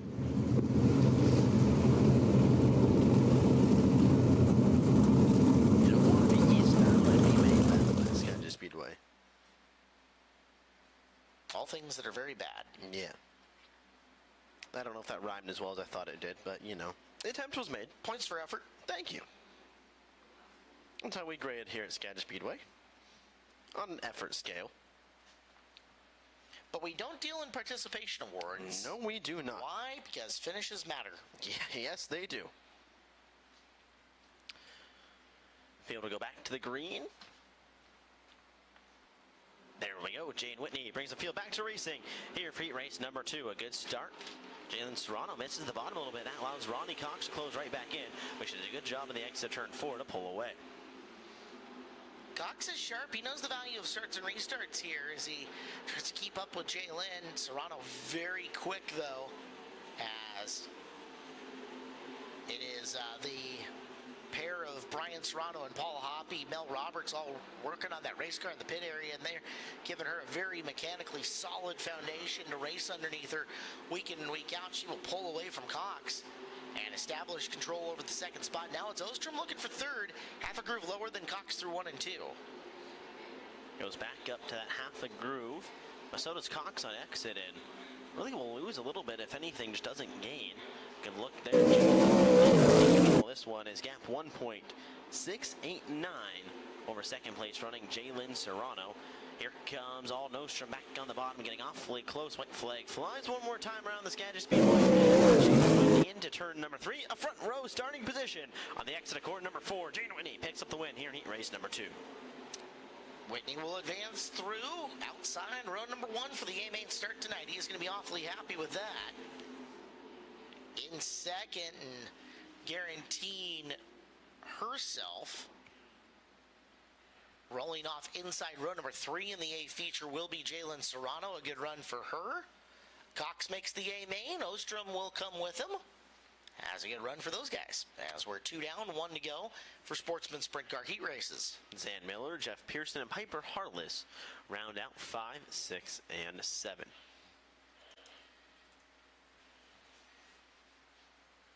Well, it is the heart of the summer, and the heart of fun is going on just up the road at the Skagit Casino Resort, literally just up the hill from where we are here on Bow Hill Road. And if you guys take a look up at the big screen, and we will show you everything coming up soon here at the Skagit Casino Resort. Looking for the ultimate escape? Entertainment is our game at the Skagit Casino Resort. Play your way. Thrilling games, live entertainment, fantastic dining options, and relaxing hotels. Come discover all the excitement at the Skagit Casino Resort. The Skagit Valley Casino. Looking for the ultimate escape? Entertainment is our game. We are ready for our final heat race here. Sportsman sprint car style. Winner of this one starts on the inside on row number 2 for tonight's A feature. Lineup looks like this. Pole sitter is Taylor Burstick, the 66T. To his outside will be the 22 of Justin Jacobson.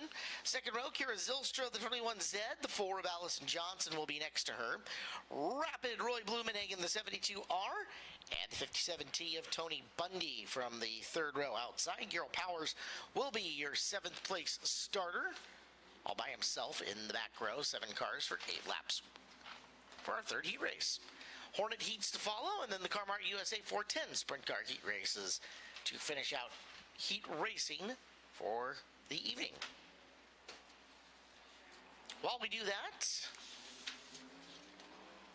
and get this field lined up and ready to go, we want to remind you to keep your race ready with Interstate Batteries in Everett and Kent. Stop in for a free 5-minute battery test. Bring your old lead-acid batteries. They'll pay you cash. Power up today with Interstate Batteries. Outrageously dependable. Sponsor of Outrageously Dependable Restart Zone on the back straightaway, where you'll see all the sprint cars restart in single file running order. The leader has choice of when they want to fire as soon as they enter that green area that you see on the exit of turn number 2. It goes about halfway-ish down the back straightaway. Halfway-ish, official scientific measurement. I hope you know. Well done. Thank you very much. What's that college degree? It taught me a lot. Paid a lot of money for that. Most expensive piece of paper I own. But I'm glad you got it. Yeah, me too. Arizona was fun. It was hot. Hotter than today, which Yes. has gotten toastier than anticipated here on a beautiful Chamber of Commerce-esque Saturday night at Skagit Speedway as we get ready for next weekend's gigantic fireworks show. Do the double, join us at Deming Speedway on Friday night, and come back down Saturday night here at Skagit Speedway is, well, that's not by design. This race will not be starting like that. That was weird. Indeed. It was all synchronized, spread out. So Burstick in the 66, the 22 of Jacobson, the 21Z of Zylstra. There's damage to Justin Jacobson's nose. I can see it. Yeah, that nose wing's been rumpled on the left-hand side of it. And there is the panel in question that just got messed up. Debris on the raceway in turn 3. Get our safety crew off, and yeah, that whole sideboard to the left-hand side of the nose wing has been shredded. It looks like that good cheese that you put on the that you put on the pizza, right? Something like that. It'll be interesting to see how that affects the handling. So side bite, it's the primary function of the sideboards on that nose wing, and you'll see it center in the corner. Whether or not the car will be able to stay in groove, it looks a little loose out there. You'll know that they're missing that side bite. Well, the chalk's driving. It's a great start for the 22J and Justin Jacobson. Here comes the question mark. He goes up high. And, well, we'll have to wait one more time. Can you guess it? We'll call this one back. So Jacobson going to have to do this another time. Burstick down low, Jacobson. So he's ripped the side panel off. The nose wing's also a bit askew. Askew? Yeah, so the nose wings have a little dish to them to catch some air. Yep. They're also theoretically shooting air off in a direction towards the top wing to catch it at the right angle. He's not getting any of that beneficiary because the downforce provided is now not on center of the nose, nor does he have the side panel to catch the air at all. See how much that bugs him. A much cleaner restart. Cuts off Burstick getting to the bottom of the racetrack. He does. That's going to fall Burstick back a couple. Nope, Kira Zylstra can't make the pass on the exit turn number 2. Second place finisher will start 6th in this A-main event. Allie Johnson looking to move up a couple of spots in the A-main start as well. She poked a nose underneath Zylstra. Zylstra kept her foot in it, drove away, and held 3rd. Justin Jacobson runs half a lane off the bottom. You see Kira Zylstra run right on the bottom berm. They're through 1 and 3 and 4. He goes right back to the bottom in 1 and 2. Kira, one of our 305 Race Saver motors, so she's down in terms of overall horsepower, but those engines are very throaty. They take off very well. They've got a lot of torque to them. So if you get into a game of starts and restarts, depending on how they have it fueled, Kira could be in pretty good shape, and we know they race well when they're up to speed. So we've seen them in victory lane the past 2 nights of Sportsman sprint racing at Skagit Speedway. She's closing in on Burstick now, trying to make Burstick's life hard. Well, halfway through this one, Justin Jacobson leads, Taylor Burstick, Kira Zylstra, Allison Johnson, the top 4, Roy Blumenhagen, and there's an issue for your second place, running 66T, Taylor Burstick, slow moves to a stop in turn number 4, caution flag flies. Kira made the big move to the inside, but the 66 had already pulled up and out of the racing lane and was slowing in the 3rd corner, so Burstick in the Roots racing 66 to a stop off the corner. And unfortunately, A-main's lined up by heat race finish. That means no matter how good your qualifying lap is, you're going to the B feature. Yeah, I was just saying, unfortunately, from the A-main to the B-main he goes. And it's going to be a farther back starting place in the B-main too, especially if he can't retag the end of this field and try to gain some more positions. From the penthouse to the outhouse. Yeah. In just one corner there for the 66 Burstick. But good crew back there. Doug Roots has fixed race cars that have been wadded up, mangled, blowed up in multiple different versions of that. We remember Travis very fondly, but Travis in his early years was really, really good at wounding race cars. As he learned that line between fast and reckless. I feel like that's a line that everyone goes through. They learn. I'll use Colin as an example because I know him well as a friend. He's learned that line from the micro of where to push, where not to push. Right. You look at other drivers, Justin Jacobson, Jane Whitney. It's kind of a learning step in a sense. You're gonna push, but you're finding, okay, hey, when I did this, I wrecked, but when I went to this level, I held on to it. Jason Soldwald told me once in just a conversation that the best sprint car drivers in the world, when he was at his very best and out with the Outlaws and stuff, is that the best guys that he was up against always ran right on the ragged edge of out of control. Yeah. And I've 100% believed that ever since, as we've got an Interstate Batteries outrageously dependable back straightaway restart. The black and green 22 of Justin Jacobson goes a little bit later in that, and we'll come back to green flag action. Continues to pull away. Good look at Allie Johnson running farther back in the field. That battle, up for 4th is Blumenhagen and Bundy. Roy looking to stamp his dance card and make sure he doesn't have to be B-main bound tonight. He'll hang on and drive away from Bundy on the restart.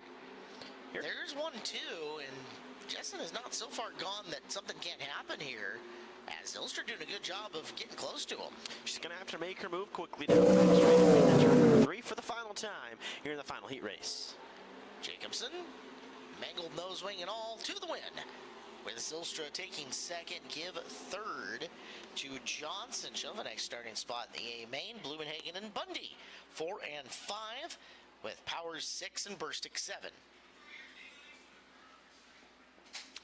So that will conclude Sportsman Sprint Car Heat Race at Skagit Speedway. Justin Jacobson picks up the final heat race win. Jaden Whitney won heat race number 2, and I believe Steven Hendrickson picked up the win in heat race number 1. Keep your engines fired up and fuel tanks filled with Nelson Reisner, a local family-owned fuel distributor, proudly serving Western Washington for over half a century with quality products and service that goes the extra mile. Tested on track and trusted on the road. Reliably fueling the speed you need to succeed. Accelerate your expectations. Choose wiser. Choose Nelson Reisner. Our 50-50 raffle ticket sales tonight are benefiting the Mount Vernon Elks. Mount Vernon Elks raising money for veterans and children's charities. Our major projects, the Children's Therapy Program.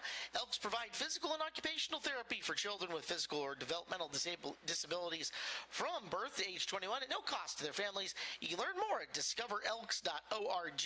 Big thank you to Mount Vernon Elks 50-50 raffle ticket sales tonight, and we will call that before the end of our evening. Well, it's time for Hornet Heat Races, but you won't want to miss the $1,000 to win.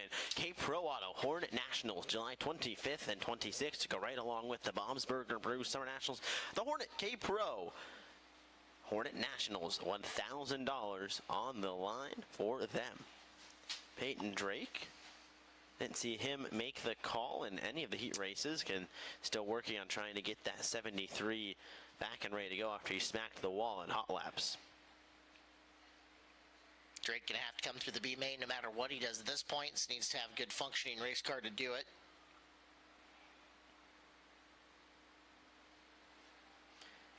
As here comes the fleet of Hornets. 2 heat races, 11 cars per heat race. We typically go 6 laps in distance here for the heats. And heat number 1 is going to look like this. Scott Henry and Tazio Andreasen make up the front row, the 22 and the 39. Second row is the number 25 Hornet truck of David Dykstra. And it's the 42 truck to his outside in Dan O'Keefe. Third row is the 15 Bob Peters out of Everson. And to his outside, our most recent feature winner, the 15 of Colin Sims. Ryan Henry is the red number 40. He's inside row 4. Steve Peters and the Battle Wagon, the V8, will roll off in position number 8. Wyatt Covert and Pretty Boy Racing, the 17. Mike Guffey, the 007, there, your 5th row. And Howard Voss starts 11th. Quick qualifier buried here in the heat race. Going to have to come forward. The 03, our former track champion, can definitely do that. Lights go out. Field side by side. As number 3 and so to the green flag in turn number 4. Side by side, slow pace. Green flag flies. Are racing for the Hornets here at Skagit Speedway. Andreasen is still relatively new in his Hornet career, and same thing we talked about in the sprint car. You kind of need to be a little physically ahead if you're starting on that outside lane. It hurts him there. Meanwhile, oh, look out. Battle Wagon getting past Sims. They'll tag each other. It was Dykstra and Sims trying to make a Battle Wagon sandwich. Bust out the rye bread and the mustard, Grandma. Wrong analogy. Here comes Peters. He's working up to the inside. He'll pass Andreasen. So Steve Peters up into position 2 now in the V8. He said, hold my soda as I move forward after you try to take me out. Steve, big soda water guy.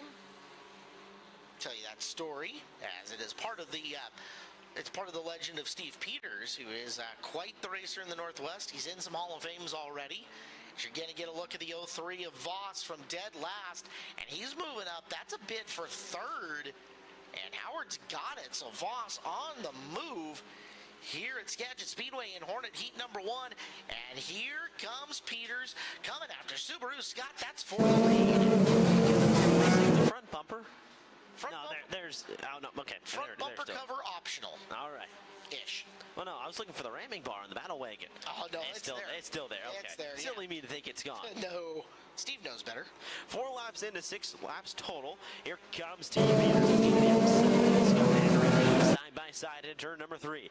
Peters up high. Henry down low. Who's going to get the drive on turn number 4? Scott Henry will. Peters hangs right in tow as they head right back into turn number 1. Using that outside lane for all it's worth. Trying to get the Battle Wagon wound up on the top of Skagit Speedway. He does off the exit turn number 2. Can he make the pass? He does. Into the top position. Taking the heat race lead from our opening night feature winner, Subaru Scott. Steve Peters looking good out in front. Don't look now. Here comes Howard Voss, too, trying to get by Scott Henry. No, Voss isn't done yet. He wants to move forward, but I believe, if I'm looking at it, was that the checkered? It might have been. Indeed it was. So checkered flag hit. 6 laps go quick. No kidding. Especially when you got good battling up in front of this. And Steve Peters getting the job done. Took to the last possible second, but a nice work by him and driving his way forward on the field. And heat race number 1 now has that in his back pocket. And it's going to have a nice starting spot for tonight's A main.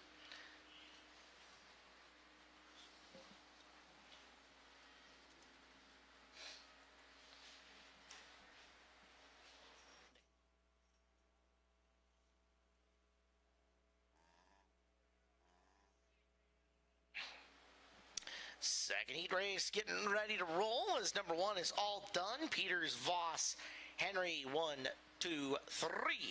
There in that. As here comes heat race number 2. It'll be Jordan Bundy driving the Purple People Eater number 88.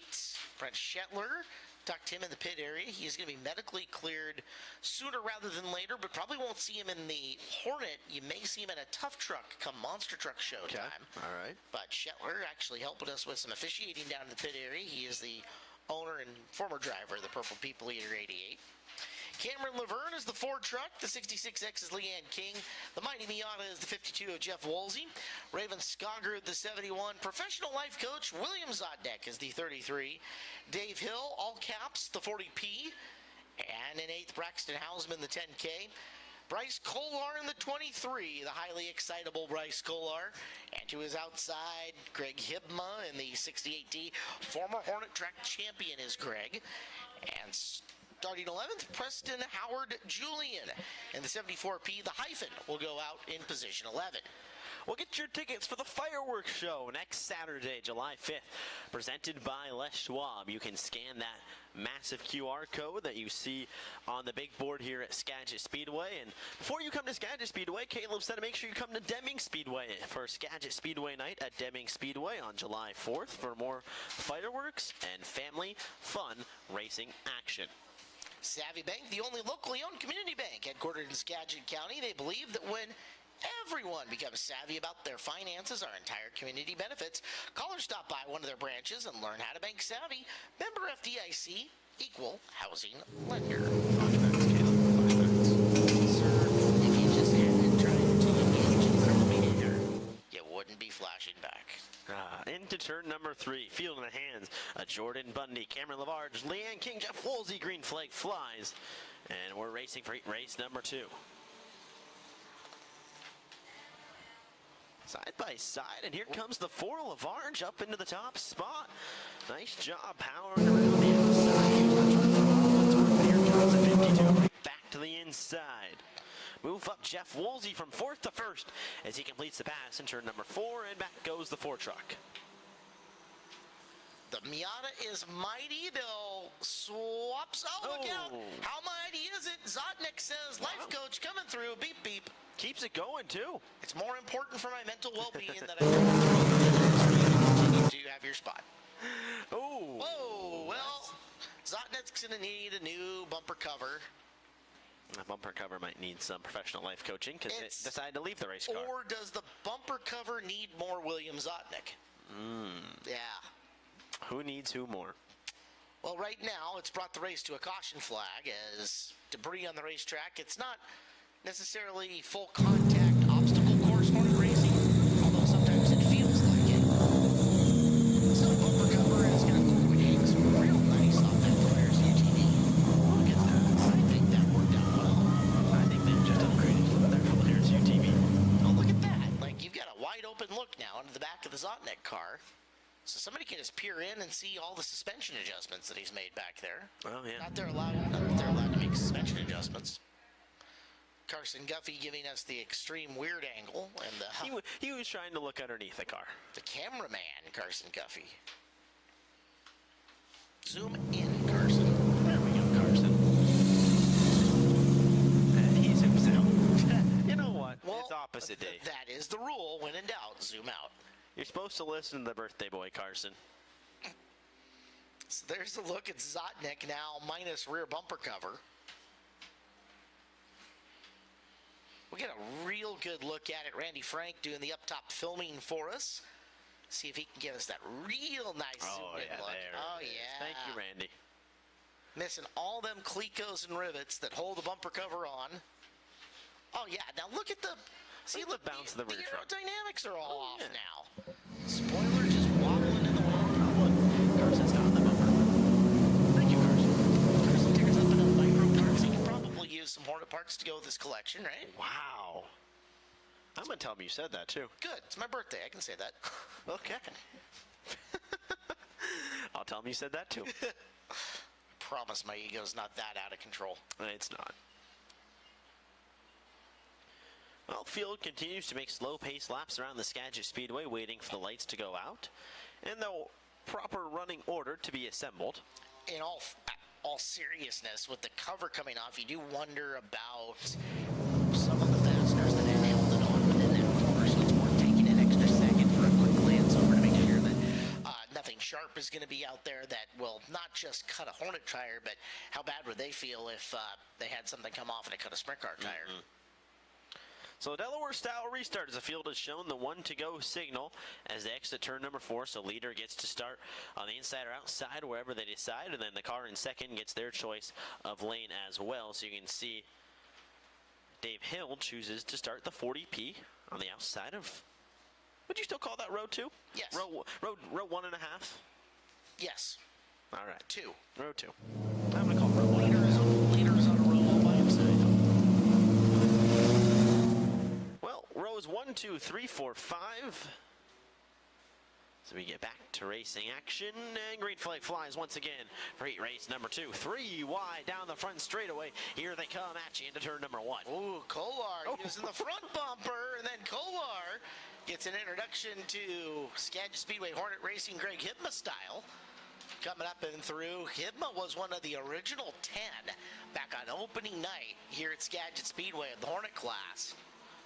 He's got some experience and some track titles to show for it. Rolling up and around the high side, Hipma trying to hold off Kolar, who's coming back. He says retribution is a beer served in the beer garden cold bestly. Rolling up on the back, target practice, called it.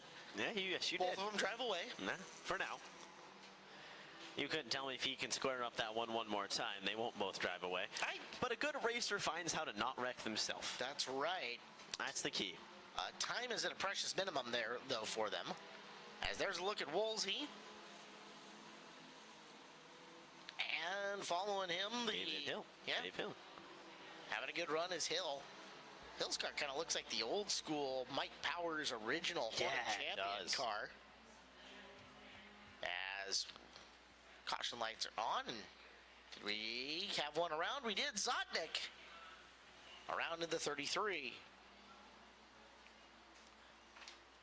Another good look at the back bumper, or lack thereof. Look at all the GoPros. Am I seeing that right? Yeah, There's like 3 GoPros in the back of the 33, I clearly think. not worried about the weight. No. By adding a bunch of GoPros. Clearly not worried about the stupid superstition either of having GoPros on your phone. Right? Superstition, I think, is silly, by the way, but that's just me. Racers are a very superstitious lot to begin with. This should be green-white checkered, by the way, on the restart. 4 laps in of 6 total.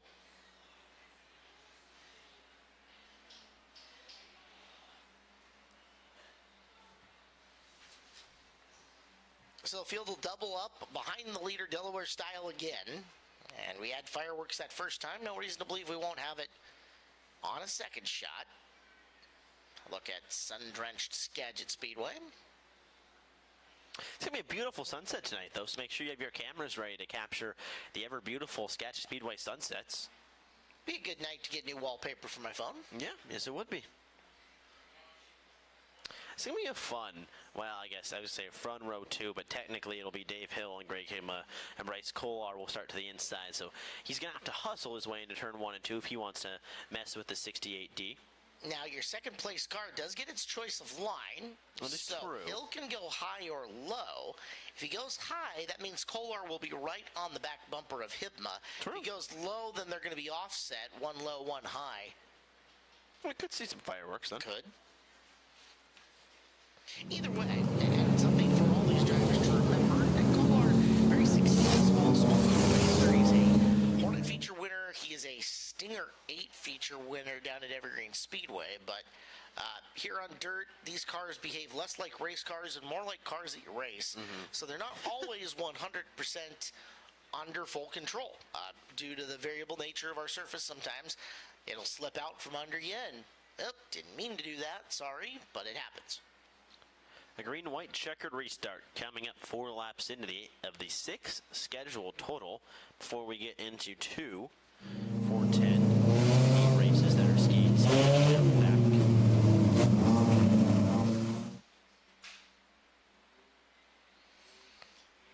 Woolsey looking for the heat race win in the Miata. The mighty Miata. Green flag is out. Hill chose high, so it did end up with that stack on the bottom of that row. But no shenanigans, at least for right now. It's going to get another chance to drive. Hill arcing the car down the hill, making a nice run using gravity to his aid as we see the white flag out. One more time around, Woolsey looking to bring the heat race home. A nice job to exit turn number 2 down the back straightaway for the final time. It's been a relatively clean and easy heat race for the 52. A little bit of bumping and banging, but off for corner number 4, he's a heat race winner. Jeff Woolsey picks up the win in heat race number 2. Greg Hibma comes across in second. Dave Hill in third. Bryce Kolar fourth. Raven Skogrude 5th. Braxton Hausman 6th. Jordan Bundy 7th. William Zotnick 8th. Leanne King 9th. And Cameron Lavarge the top 10 in 10th. Hornets always fun. We'll see them for a 20-lap A feature coming up. It is the mid-feature on our program. We have 2 Car-Mart USA 410 Sprint Car Heat Races. B main for the Sportsman Sprints, A main for the Sportsman Sprints, Hornet A, and then 410A to finish the night off. Make sure you scan that QR code that's up on the big screen right now to get your tickets for the 360 Nationals presented by Bob's Burger and Brew. And as you can see on the graphic, we are going to call it the Fred Brownfield 360 Nationals this year for $26,000 to win. That's coming up Friday and Saturday, July 25th and 26th. If you had a good time at Dirt Cup like I did, like you did, like most everybody I've talked to has, make sure to dial in early because the Summer Nationals are promising to be big and fun and pay out a whole lot of money as well. Tickets on sale now by scanning the QR code on your screen. Take you to SkagitSpeedway.com. You can save the time and buy online at Skagit Speedway for the Summer Nationals. Eric, you hungry? I know the answer to that, yes. Yes, I am hungry, Well, if you're craving crispy broasted chicken and a nice cold drink, the Alger Bar and Grill is your spot. That's grill with an E, so you know it's fancy. Just 5 minutes north of Speedway, Highway 99, or take I-5, exit 240. You can grab a bucket of chicken and Joe's to go, or their burgers are super good too. Baskets or fresh salads also available. It's 21 and over spot. They've got 13 taps, growlers to go, non-alcoholic options as well. Like and follow them, Alger Bar and Grill on Facebook for daily specials, and don't miss happy hour. It's Monday through Thursday from 3 to 6. Call for takeout and mention Skagit Speedway. You can get $1 off your family chicken basket. Winner chicken dinner at the Alger Bar and Grill. Give me that $1 off deal. Dude, I need it. That's more chickens. More chickens? Yes. For $1 less. That's right. I want it. I see nothing wrong with that. Their chicken's fantastic, too. Okay. I've never been. Myself and Skagit Speedway official Rick Culley and some of his family have been multiple times for chicken dinner, and it is the good stuff. Did you make a we got a cupcake sandwich being made out of Caleb's birthday cupcakes.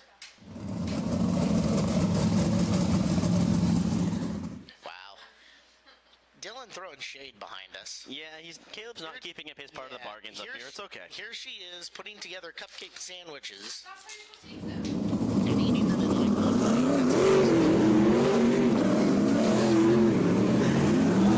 Number 1 for the 410 Sprint Cars has made their way onto the track as Dylan and Emma are having fun, giving Caleb some birthday shade, as they should. Birthday shade. And Caleb's giving it right back. It's a lot of experience there to be able to give it back at this point. You've got more experience than I do. I do have to thank Rick Wilski. He bought me a birthday drink from Lulu's Espresso today. Thank you, Rick. The iced latte is perfect right now.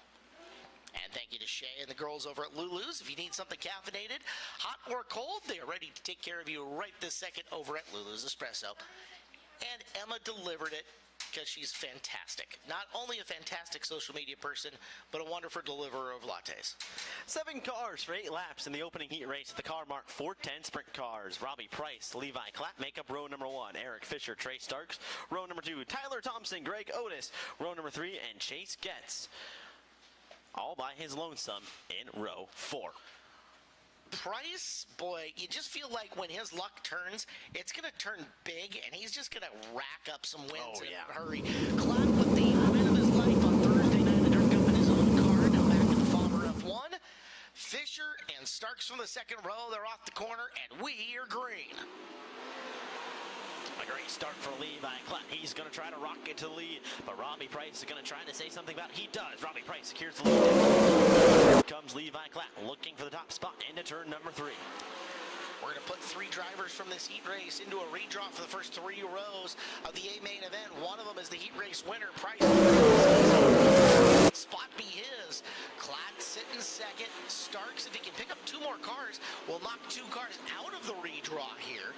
As Trey in the 55, not really making up a ton of ground on Klatt, who rolls around the bottom of Skagit Speedway and tries to hunt down Robbie Price in the 21. Price runs through the middle and dives back up high, cuts it down low, and runs off the bottom of turn number 4. Trey Starks runs that high lane back to the 3rd position. Trey very comfortable sitting where he is. He knows he's got a spot in the redraw, and he's won 6th more than a few times here at Skagit Speedway. In fact, last to first runs in A main events on opening nights for 2 of the previous 3 years.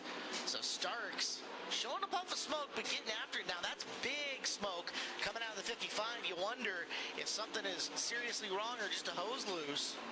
Hopefully it's just a hose coming loose, or maybe some oil from the overfill hitting the header. Although he is not making ground on Klatt, who's really not making any ground on Robbie Price, looking strong out front. White flag flies for Robbie Price down the back straightaway for the final time into turn number 3. And off of corner number 4, Robbie Price picks up the win. And heat race number 1. Levi Klatt comes home in 2nd.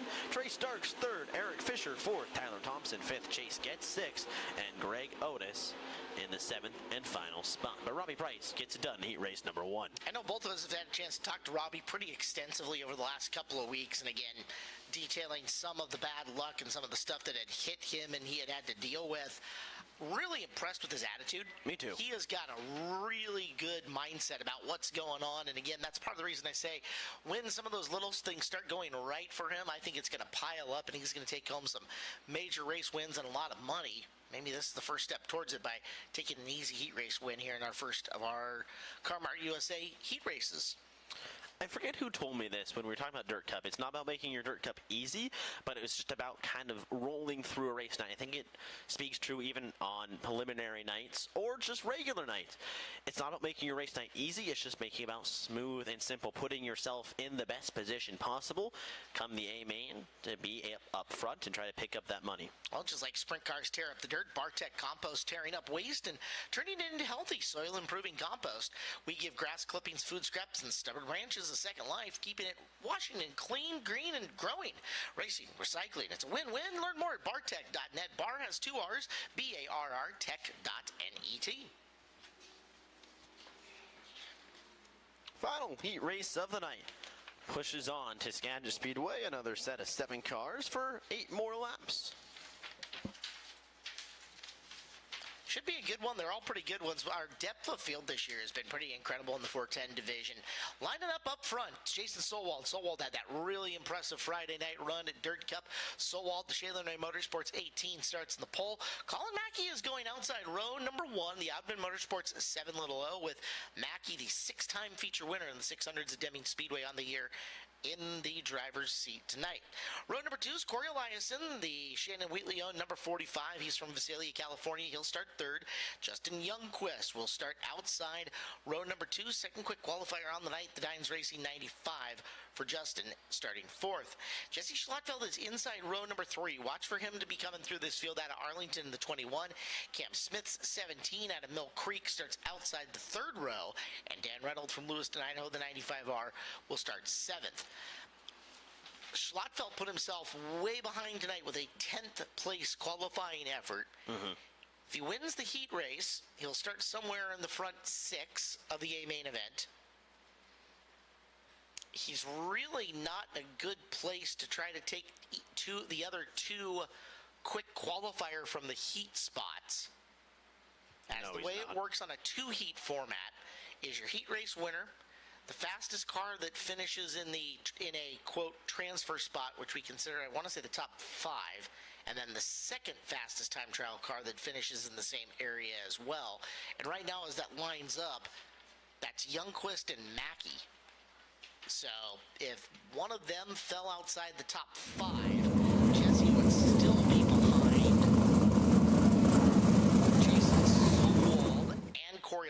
Eliason as far as times go. So essentially for Jesse, win it, or he's outside the top 6 in the starting spot. Now, if he picks his way forward, every spot he gains is another card he doesn't have to pass in the A main lineup.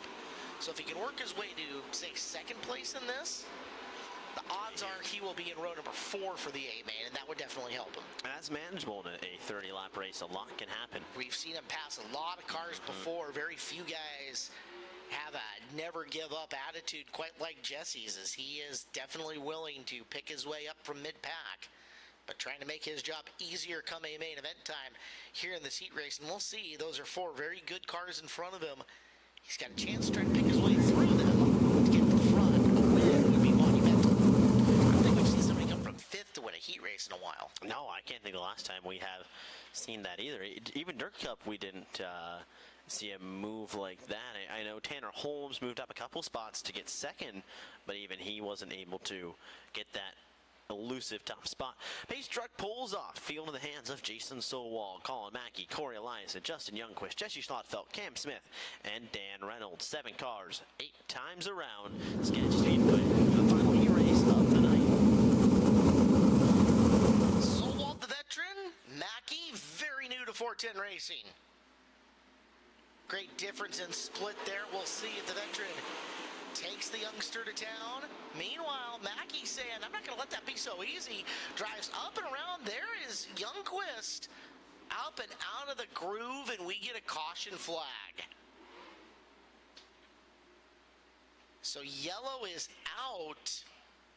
Colin Mackey is desperately wanting that start to stand.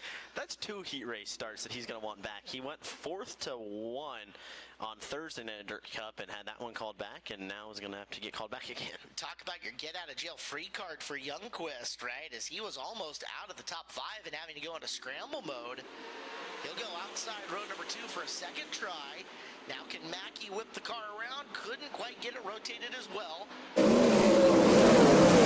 Sowald establishes the lead. Sowald, Mackey, Elias, and Schlottfeld's up to 4th off the bottom of the raceway. And there's Youngquist in the 5th spot. Watch Jesse in the 21. He is not going to give up again. Knows every spot he can get now is a spot that he may not have to worry about later. He is closing on your top 3. Eliason in his viewpoint, caution out. Look how much dirt and moisture is picking up on these cars. Look there, Dan Reynolds, how much moisture?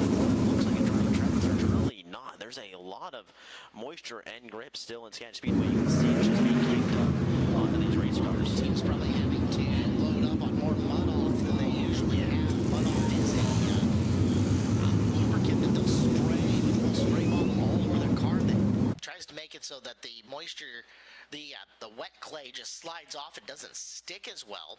Worked great last night. Yeah, some teams go old school and just, bunch of baby oil, but mud off over the counter product is. Take a look at the Youngquist car. Randy's trying to show us something on the front end of it. He's looked uncomfortable with the front end the entire time. I think it was off in turn number 3 and 4. And again, he just kind of pushed high. Suspension, by and large, looks like it's in okay shape as far as I see. But Randy's got lots of years of shooting. He knows better than I do. Here's the batteries. An outrageously dependable restart zone in play here. Sowald will have at the beginning of the green paint to get us fired back up and started. He'll have to the end of the green paint to go. At the end of the green paint, if he hasn't gone, doesn't matter. Mackey can then fire, and everybody behind him can go as well. It's Interstate Batteries outrageously dependable restart zone, and it is in play right now. Jason Sowall, Colin Mackey, Corey Elias, and Jesse Schlottfeld. And they go back to green flag racing. Mackey picks up the front end, puts it right back down, goes up high. Here comes Jesse Schlottfeld and Corey Elias, and down low. That's the race for 3rd on. Back to contact, almost made his enter turn number 1. Heart rate's going way up as you and Schlottfeld nearly into each other. Schlottfeld's still digging. He wants more spots. Can he get Eliason, who's down to the bottom, and trying to pick off that? Exit turn number 2 goes back up high. Jesse Schlottfeld trying to chase him back down. He runs in the 4th position. It is on the low side for Elias, and big run on Mackey. Mackey up top. He will cede the position to Elias, and gets up into the fluff, and that'll cost him third. So Schlotfeld up into position number 3. Can he get one more spot? I don't think there's any here, but Jesse Schlotfeld has sure done a good job in picking up a couple of positions. And just like we talked about, making for an easier A-lane run coming up. Yeah, there's not a lot of guys feel like they're picking up the front end, and those front ends are looking awfully unstable. One more time around, the Skagit Speedway 3, and off of corner number 4, Jason Sowald picks up the win in the second and final Car-Mart 410 race. So Sowald gets the win. In second was Elias, and in third was Mackey. Third Schlotfeld, fourth Mackey. Youngquist ends up 5th, so Youngquist makes the redraw. Sowald makes the redraw, and it should be Mackey making the third and final position into the redraw. Schlotfeld, though, to that point, may have moved up into row 4, or at least the inside of row 5, so pick up at least one spot on his A-main start for Jesse, and a good job by him as you saw him driving really hard in order to pick that up. Heat races are done here at Skagit Speedway. You've got time to stand up, stretch your legs. We're going to let you know the winners for the Kids Club contest tonight are Hudson Hoppy, David Klassen, Trip Taylor, Jaden Shepard, Bryson Smith, Nathan Belisle, Braden Gehring, Lucas Armstrong, Weston McPherson, David Martinez, Maya Johnson, Kenzie Fast, Rosie Herman, Quinn Taylor, Maddie Shep, Eleanor Klassen, Ashlyn Karenberg, Tara Kloppenberg, Finley Tibbert, and Autumn McLeod. You guys are the winner of the Kids Club tonight. Go see Brian and Lisa and claim your prizes at the Kids Club. Well, folks, our man running the board is none other than Cole at the control, the Cole Smith. And the favorite part of our race night when we have Cole at the control is to load up the Skagit Speedway car race. That's right. For 1 minute and 30 seconds, the Skagit Speedway car race will get ready to come out to the track and thrill you guys. It is a chance for you to do some legal betting in the grandstands. That's right. You can pick your favorite and throw however much money or however many garlic parmesan bites or, I don't know, SpongeBob SquarePants popsicles, which are available in the North concession stand. I ate SpongeBob's face earlier. It was delicious. However you want to bet on this, the green mobile has 3 wins. The Race Redeem Foundation blue car has 3 wins. The Ketchup Packet red car has 2 wins. And ladies and gentlemen, your current season leader is the Banana Wagon with 4 feature wins. All right, it's your last chance to place your bets because I don't have the music up yet. I'm working on it. We're going to get there. There we go. All right. Place your bets. Pick your cars. The Skagit Speedway car race brought to you by RunGoodLife.com on YouTube begins right meow.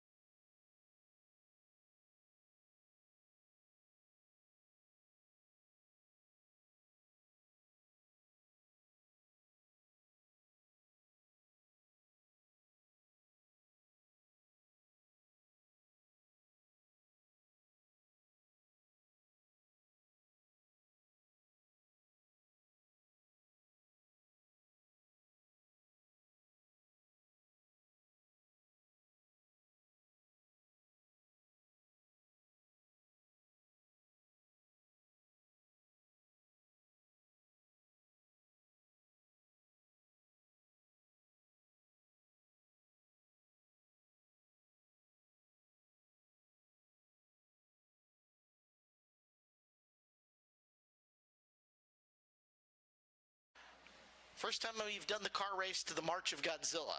I like it. We might keep it. Thank you guys for playing along with.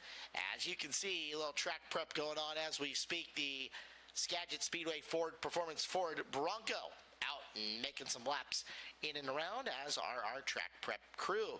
Attention homeowners and business owners, need professional tree care? Whether it's trimming, removal, or emergency services, our expert team is here to keep your trees healthy and your property safe.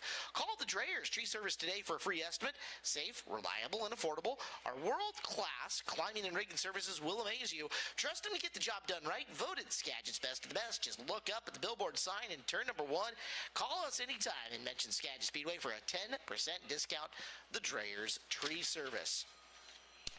Shout out to our friends at Banner Bank for being a Skagit Speedway sponsor. Visit the friendly team at our Burlington location. For all your mortgage and banking needs, Banner Bank, member FDIC, equal housing lender. Time for us to take a time out. A little intermission for us before B-Day for the Sportsman Sports is coming. All right, you got the t-shirts. Appreciate y'all being here tonight. I believe Eric List is going trackside to blow some stuff up. Eric, you got the t-shirt cannon going? Have the t-shirt going down here at Skagit Speedway. We got the t-shirt cannon. If you want a t-shirt, make some noise. Our trophy queens have special t-shirts as well. They're kids t-shirts from Macy Logston. Got that one? All right. That they'll be throwing out. So we got some t-shirts. Make some noise, Section 8. Want a t-shirt tonight? Oh, I said make some noise, Section 8. Do you want a t-shirt tonight? There we go. That's a little bit better. There we go. Oh, it's over. It's okay. Okay, I've done that like half a dozen times. So you're better already. All right, who wants a t-shirt? Make some noise, Section B. Do you want a t-shirt? I think they want a t-shirt. Get it charged up. Woo! So you can put a little bit more angle on it. Okay. I don't want to throw it out again. All right. See if you can hit the guy up there in the yellow shirt. I bet you can get it. Oh. Section B coming to you. Oh. So close to a basket catch, yet so far at the same time. We'll move our way through. Oh, we've got some rowdy fans. Let's make some noise. You want a t-shirt? If I can't hear you, you're not getting a t-shirt. Oh, there we go. I think I can hear you a little bit. Make some more noise. Come on. Get loud for a t-shirt.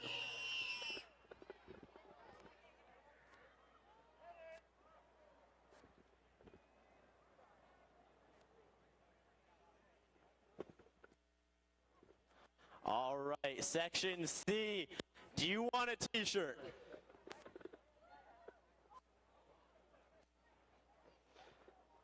All right, let's see if we can get up to Section C.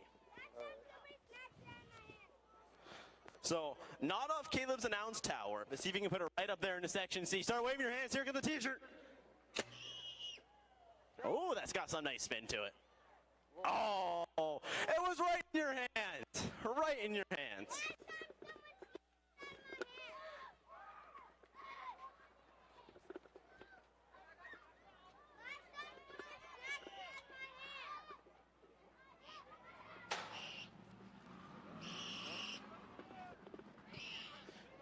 Well, Caleb, we've got cars on racetrack here at Skagit Speedway. All right.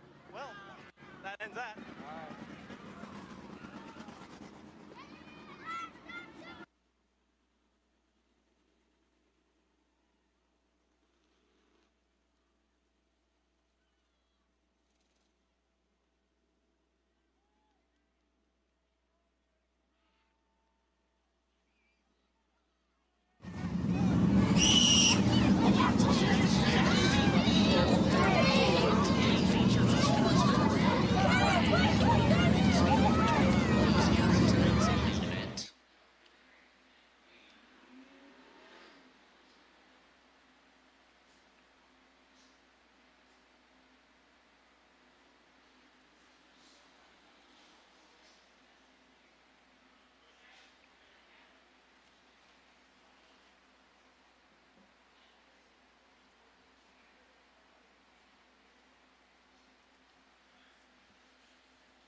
So let's take a look.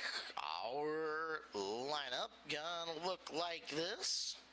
Steven Hendrickson has got the pole tonight, the 13. Jaden Whitney in the 88 will be next to him. Second row, Justin Jacobson in the 22, and Macy Logston in car number 70. Row number 3 will be Jalen Serrano in the 44, Kira Zylstra next to her in the 21. Fourth row, Dustin Gehring in the 51, and Ronnie Cox in car number 9. Fifth row is Allison Johnson in the 4. Jackson Stratton in the 45 will start 10th. Alden Ostrom in the 19 starts 11th. Roy Blumenegg in the 72 will start in position 12. Tanner Merritt starts 13th in the 36. 14th starters Ann Miller in the 23. Tony Bundy goes off 15th in the 57. And 16th is Sean Wallenfels Jr. in the 37. Jeff Pearson starts 17th in car 87 to his outside. Gerald Powers, the 18th position in the 27. Piper Harless, 19th on the field in the 09. And 20th and final starter Peyton Drake in the 73. So some scratches narrow our field down on the night to 20 cars. And 20 cars going for 25 laps around. Lost a number of cars here, including the 66 of Brett McGuy, who did not make the call. Go filtering and finding more, but there was a pretty good chunk of them that did not advance out of heat race action and even into a B main. So Brett McGuy, Sean Wallenfels Jr., I bet. No, he's in there.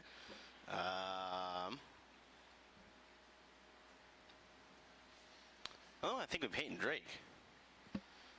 But does he make the call? He's scheduled for it. We'll find out. Either way, you can see the big flood of cars out of the pit area, and they are ready to go. Your other car not making the call is Taylor Burstick, 66. Yep. So Burstick, whatever was wrong on that race car, has been settled down, and unfortunately, his night is over.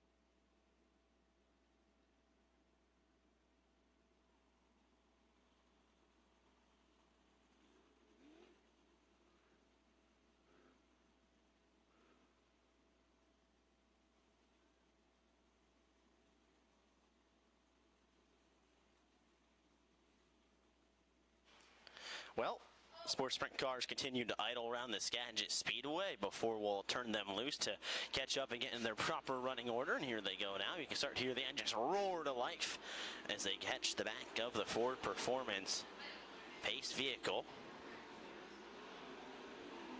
You get 20 cars for a scheduled 25 times around Skagit Speedway. Stephen Hendrickson, Jane Whitney, Justin Jackson, Macy Logston, Jalen Serrano. Your top 5, a fun top 5, a lot of rookies. You look at Stephen Hendrickson, Jane Whitney, Justin Jacobson, not a rookie, Macy Logston, Jalen Serrano. A lot of winners. The only non-winner in that top 5 would be Jalen Serrano. Stephen Hendrickson has a win. Jaden Whitney has a win. Justin Jacobson has a pair of wins. Macy, Jalen, starting the 5th spot, looking to add her name to the win list here at Skagit Speedway this year. I thought he kissed it. It'll be fine. Only. Field getting close to setting their proper running order. Waiting for Macy Logston to get up there in her proper spot next to 22J. Come on, Macy. There she is. There's Macy in the 70. Working her way past Dustin Gehring and Jalen Serrano. Now she's got to work her way from the bottom to the top of the racetrack. Sneaks in nicely. And slides up into the top spot. On the top spot of row 2.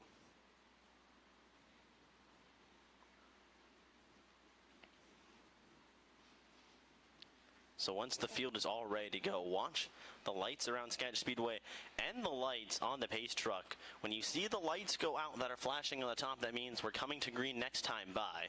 So that's a good indicator of when you want to know if we're about to go racing. Watch the lights flashing on top of the Ford Performance Pace vehicle. When you see those lights turn off, it'll be green flag next time by. That means the field's in proper running order. The track is clear of everything and debris and all our safety workers.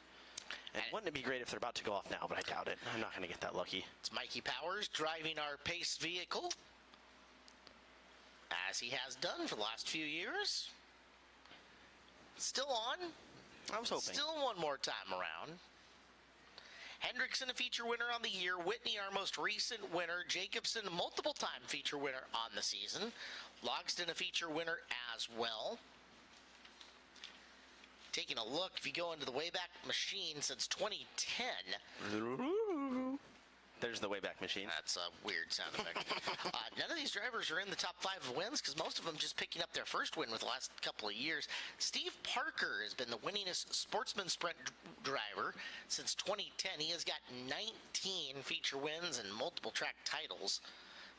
2 drivers tied with 11 in second, Kelsey Carpenter and Corey Swatzina. 2 drivers tied for 4th with 10. That's Justin Youngquist and Zach McCabe.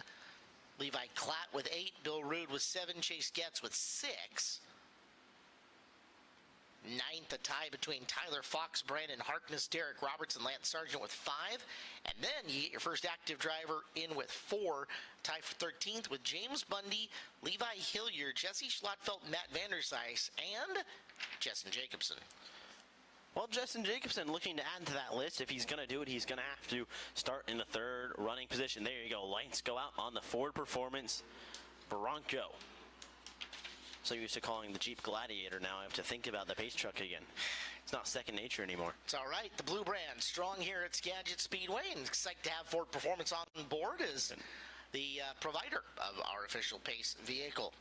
Hendrickson and Whitney, Jacobson and Logsdon, Serrano and Zylstra. The whole host of others tucked in behind him. Hendrickson will set the pace into turn number 3, looking for the chalk stripe in turn number 4, coming to the green flag. We're racing for the Sportsman Sprint cars. A great start for Steven Hendrickson, but here comes Jaden Whitney right on the outside, trying to drive around that right rear. Jackson Stratton bounces a tire, hang on to it in the 45, and caution flag. No. Not fly. We remain racing here. Yeah, you would have thought that maybe, but Stratton did a really good job of straightening it out. Lap 1, leader is Hendrickson. He'll control the pace of this one with Whitney, Jacobson, Logsdon, and that is the 44 of Serrano and the 70 of Logsdon. Flip-flopping spots. So Serrano sits 4, Logsdon 5, and Garion on the outside looking in 6th. Garen threatening on the back of Macy Logsdon. She's trying to hold on. The caution flag waves as... It's not in 3 and 4. Scanning 1 and 2. Front straightaway up against the wall, Garrell Powers. So front straightaway towards the right there. No, yeah, look Powers at that. in the 27, the orange and gray car. Ooh, Yeah, right. heavy damage on the right front. Right front's been munched. So Powers problems on the 27, and that's going to be terminal, you think. Look at the damage on the bumper that you just pointed out to me on the screen here, If he Eric, got because he took tagged. a shot big Yeah. time.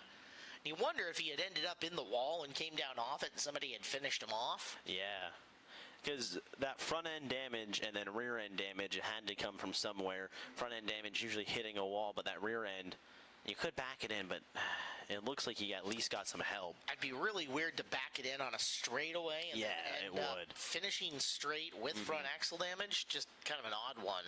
Now the question is, did somebody hit him, and if so, do they have damage? We'll be looking over the front ends of some of the cars that were in and around Powers. Powers was running towards back end of the field. He was 19th, so it would be somebody in the back there. Bundy car looks all right. Harless car, everything intact. Powers was running one spot behind Stratton and one spot ahead of Pearson. And I think you can find potentially one of your offenders right there in Tanner Merritt, because the nose wing on Oh, that yeah. car has seen way better days. No kidding. Yeah, it would have to be at least one of the offenders. Everybody else, cars in good working condition as Powers will get the lift and go off racetrack.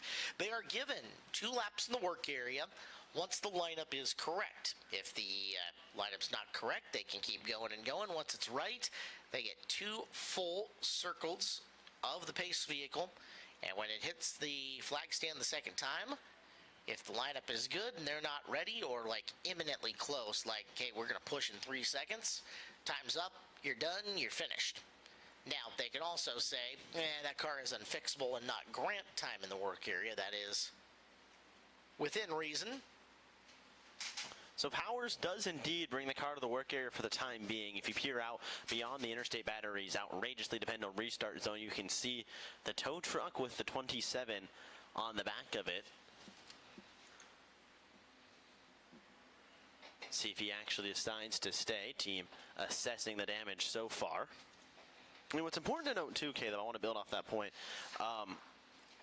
If you aren't able to make it out and the green flag flies, but another lap isn't completed, and you're able to make it out, then you can still go back out. So as long as the field hasn't completed a full lap, even after the green flag flies, you're still able to take the end of the field. They are encouraged to continue working, and especially if they're getting close, then we have seen it on the back straightaway restart, the interstate batteries outrageously dependable restart zone, where chaos can happen and you can get a quick yellow right thereafter. So Powers remains on the hook and is going to be pulled to his parking spot. So the Ford Performance Bronco makes the trip into the infield, and we'll go green flag next time by the back straightaway restart zone.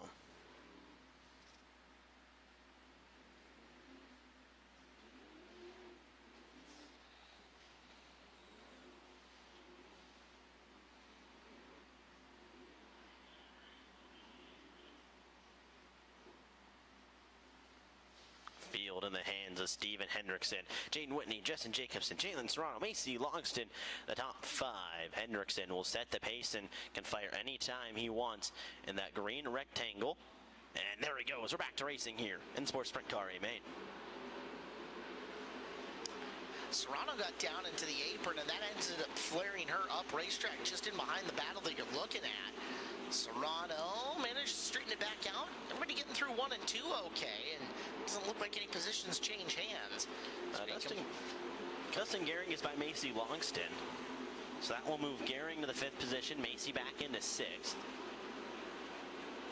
Macy trying to roll back in and close up that gap. 3 in and 22 to go here. Very bottom dominant here for the Sportsman Sprints for the time being. That race is for 2nd. Make it 3rd. Jacobson in the 22. And Jalen in the 44, carrying a lot of momentum off corner number 4. And coming in on Jess, and that's for 3rd. Right front tire up to the left rear of Jacobson, but he'll turn her away for the time being. Watch the speed in the 44J. Tries to pull even with the 22J down the front straightaway. Back into turns 1 and 2. Serrano down low. Jess and Jacobson close the door on the exit. Jackson Stratton gets up in the fluff. He falls back. Doesn't matter. The race for 2nd place is heating up, and here comes the race for 1st place as well. Hendrickson and Whitney into turn 1. Hendrickson is up on the top. He's trying to find a path around Merritt, and he's going to get out of this traffic because caution flag is going to come out. Yellow traffic lights are on around the facility. Jackson Stratton makes the right-hand turn and gets off racetrack. We had seen him four in the fluff off of turn number 2, and that's the 2nd time that he'd been all the way up there, had Stratton. So he gets settled back down.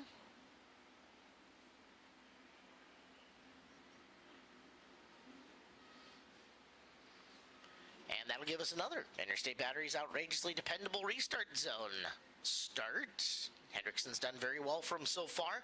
7 laps in, 18 to go. Steven Hendrickson, Jaden Whitney, who was just closing in on Steven.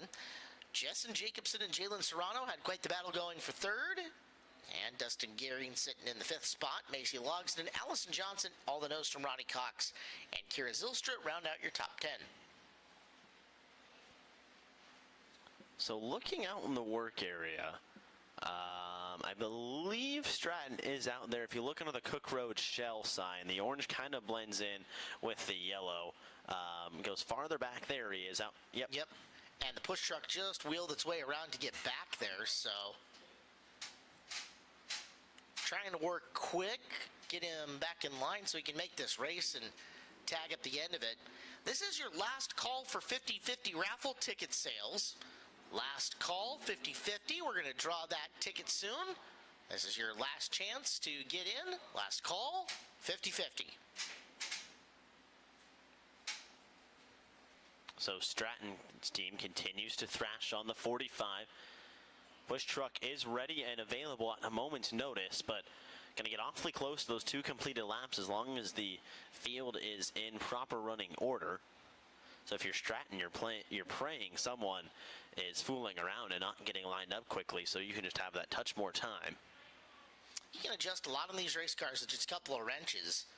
Question is, how big of a swing were they trying to make? What were they trying to repair up and fix? As visually, when it pulled off the track, you couldn't see anything wrong with it. To the point where Trey Starks, our Dirt Cup champions, out there wandering around the race car. Just saw him in his TNC Concept suit, and yep, they had the car up in the air. It was on the jack, so definitely doing something. Brian Serrano out working on it. Push trucks in and behind it and ready to go. And Jackson Stratton will fire. Well, good news for the 45. We'll take the end of the 20-car field. Early on, a lot of time to still move up and just work his way throughout. 7 laps into the 25 schedule total. He had fallen a lap down, so it's going to be, he's going to have to wait for your leader to pick off some more cars and put them on the same lap that he is. Working his way back forward is going to be really hard. You still have a full field, and lap cars come out of the running order on each restart here at Skagit Speedway, so it's a nice thing to help let the leaders race for their position in the lead. And it makes it tough on a lap car trying to improve his night. So continuing to get the field back in running order and also make sure that the Skagit Speedway safety vehicles are where they need to be, because we wouldn't want to start the race and not have one of them ready at a moment's notice. So wait for the push truck and the pace truck and the wrecker truck, as you'll see here on the entry of turn number 3, to potentially make his way, and decides to back out of it because lights go out. We'll restart once again in the back straightaway restart zone.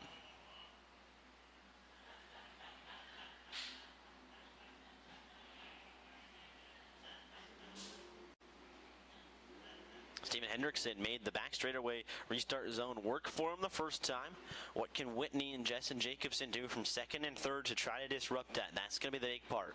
Go where he's not into turns 3 and 4, and then tuck in if you have to in turns 1 and 2.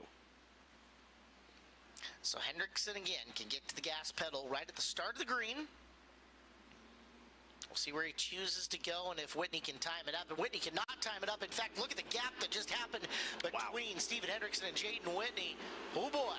Whitney bogs up the entire field. Here comes Dustin Gehring around Jalen Serrano. Dustin Gehring looking for more in the 22J. That's going to be the race for 3rd. Give it to Jessen off the exit, turn number 2. That's a bold move by Gehring, but a good one as he gets up and around and secures a spot further up into the top 5. Field spreading out behind him for 5th. Serrano down low. Logson trying to pick up a spot back in the top 5. Macy, car length in behind Jalen as they're both on the bottom coming off the 4th corner with 9 laps in, 16 to go.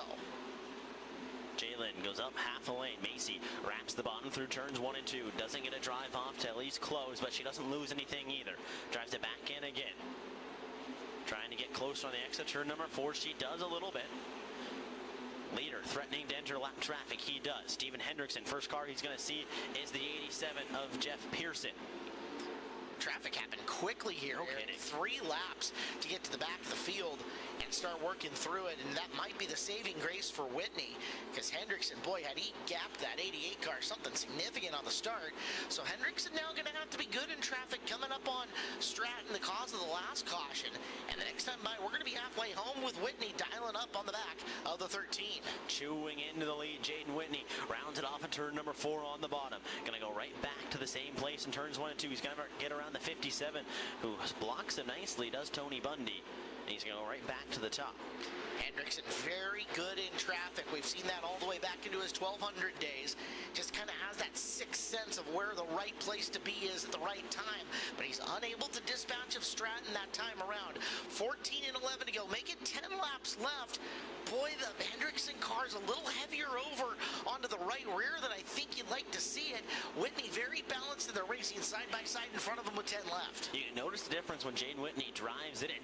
Hendrickson gets on the cushion. This could be big for Jane Whitney. He closes on the tail tank because they head into turn number 1. Jane Whitney down low. 2 lap cars battling in front of first and second place. Hendrickson's going to split them down the back straightaway. There's the move. Hendrickson splits the difference, and Whitney is around and into the wall. Jessen Jacobson had been closing on that battle.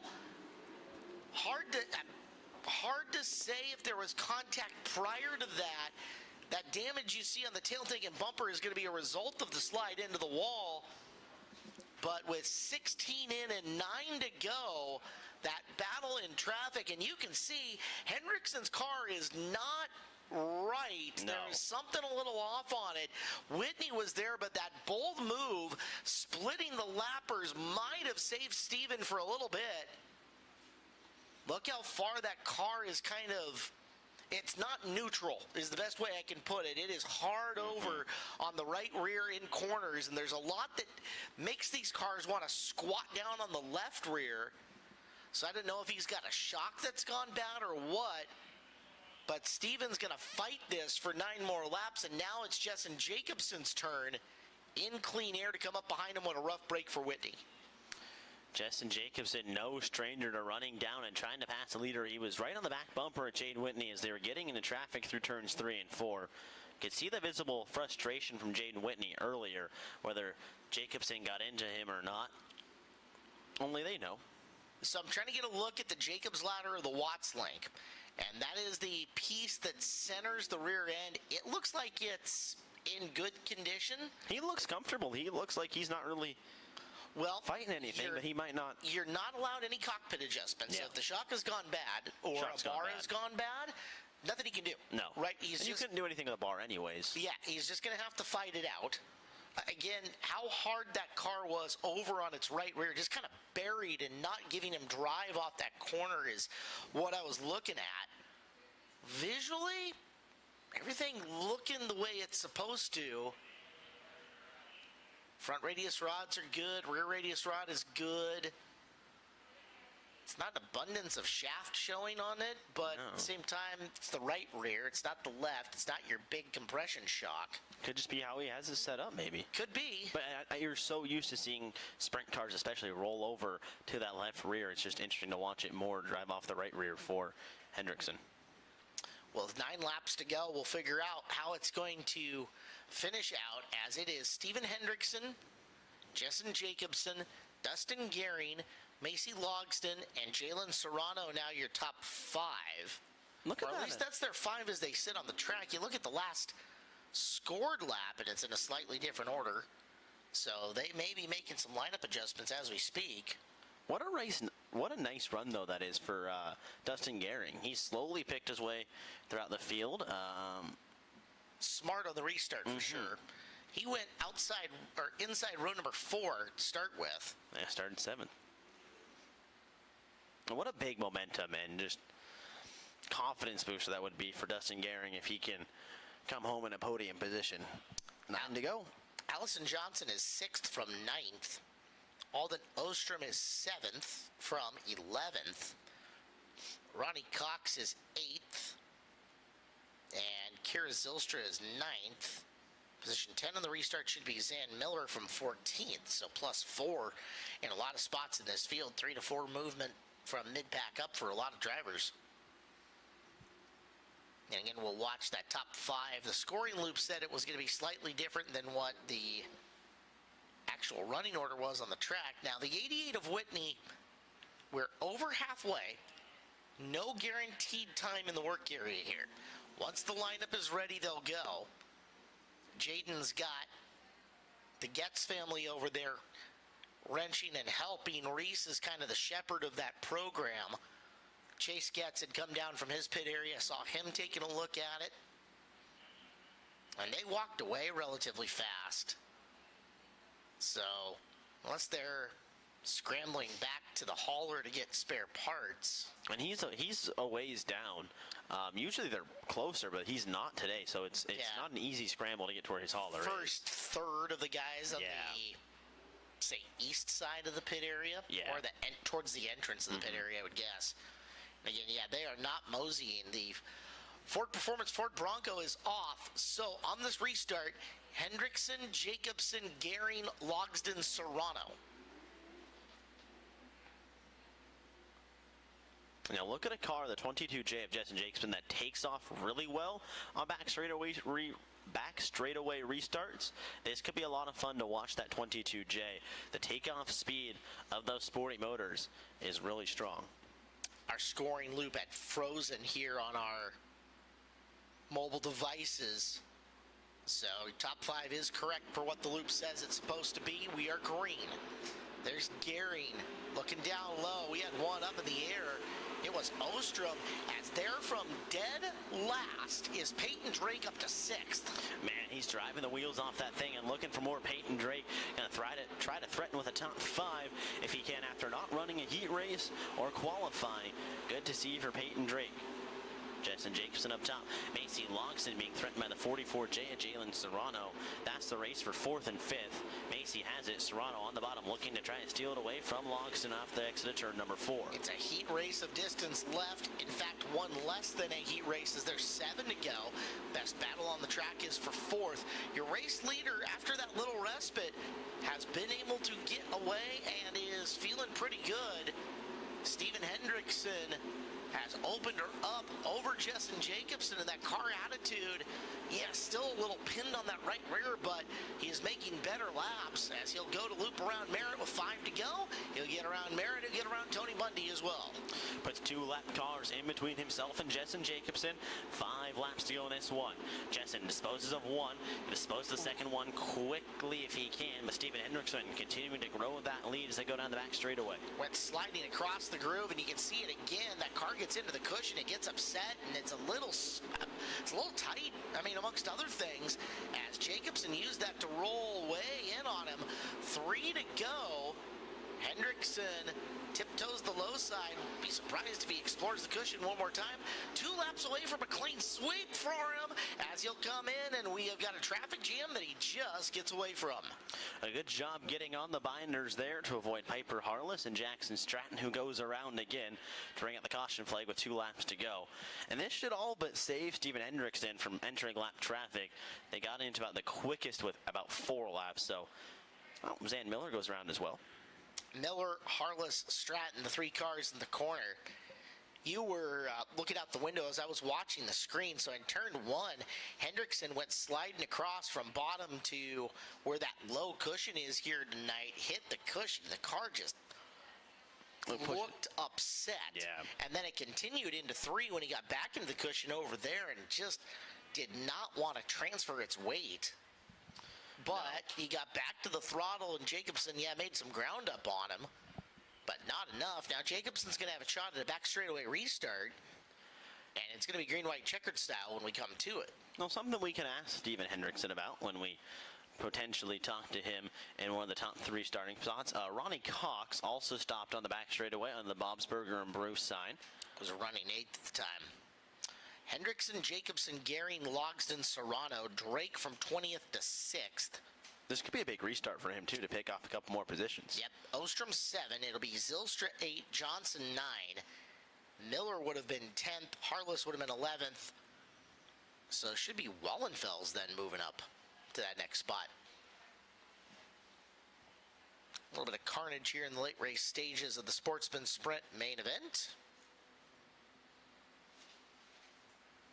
For Hendrickson, it would be career feature win number 2 in sprint cars here. Is that 2 for 5-ish? Give or take? Yep.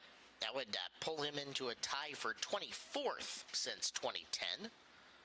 Tying other drivers Kai Dixon, Jake Helsel, Evan Margison, Brett McGuy, Jared Peterson, Corey Samuelson, Jesse Schlattfeld, and Jason Solwald. Solwald's 2 wins came in our Sportsman Sprint Open Race Spectacular, as he hasn't driven a Sportsman regularly since the early 90s. Yeah. Yes. Cut his teeth in the Sportsman division in the early 90s and quickly advanced to 360 and 410 racing. All right. And then came back for a couple of our Open Comp Big Money to Win Sportsman races and looked like Jason Solwald. Color me surprised. He was so good. Oh, Solwald was and still is very good. Showed it on Friday night at Dirt Cup, if not for a ill-timed yellow flag once or twice. He had led the early stages, ran James McFadden back down, and was in position to pass him. Unfortunately, caution flags the wrong time for Jason. Hosed his opportunity there, and then Justin Sanders really came alive in the last 5 laps of that main event. Yeah, he was picking cars off right and left. Good for Justin. Justin has got a desire to win at Skagit Speedway that fuels good racing for him here. Not that he doesn't desire to win everywhere else, but it's strong at Skagit Speedway. Yeah, he understands the allure and the pull of the eyeballs, the big money, the facility, etc. that a Skagit Speedway win puts on his resume, and he's already got one for $82,000. Yeah. Right? But to take home a 6-digit payday here, that pulls strongly on that Demo Mitri Motorsports 2X car and the driver. Yeah. Hopefully, fingers crossed, nothing confirmed yet, but hopefully we'll get a chance to see him again coming up for our Summer Nationals. They're a month away, and you can pick up your tickets online at SkagitSpeedway.com. Save time, buy your tickets in advance, reserve your seats.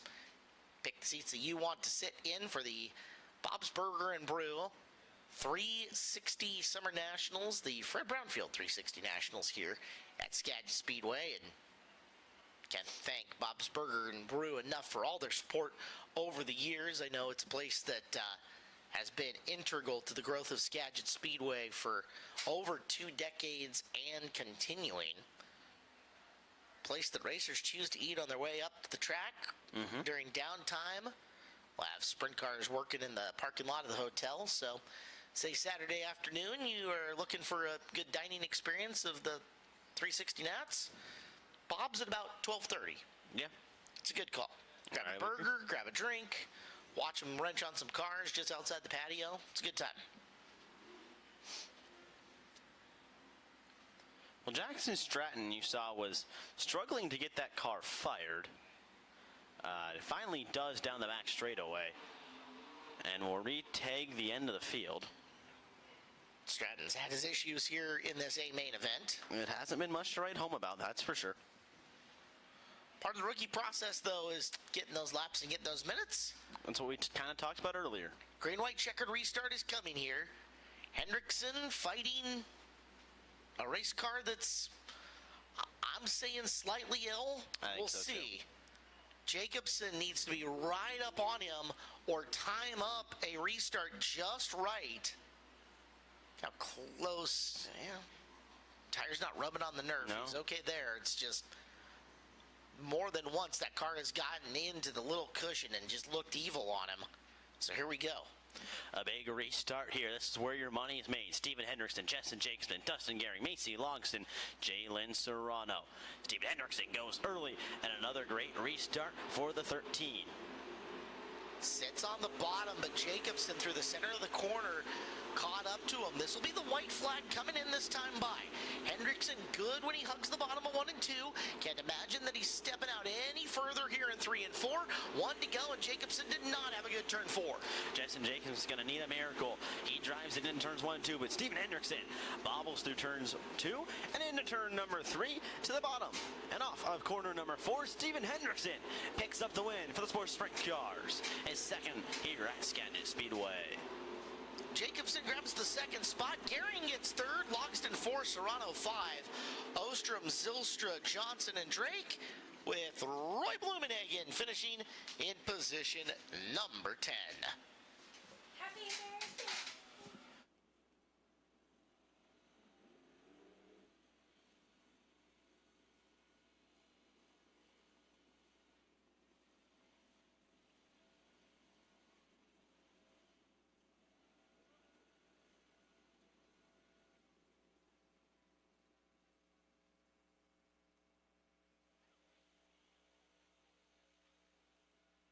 Well, here at Skagit Speedway, the drivers have to cross the scales in the infield. If you notice towards the turn 3 side of the infield, the drivers will come on the scales, and if they've made the minimum weight requirement, the green light will flash on, just like it did for Justin Jacobson.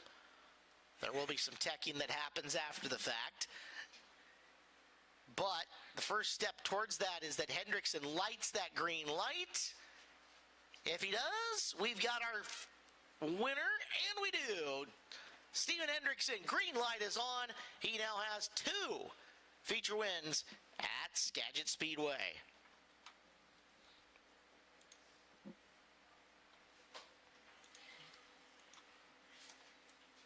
Eric List will make his way down trackside to chit-chat with our entirety of our top three. And again, we will find out what Steven was feeling on the right rear of that race car, which just at times looked evil.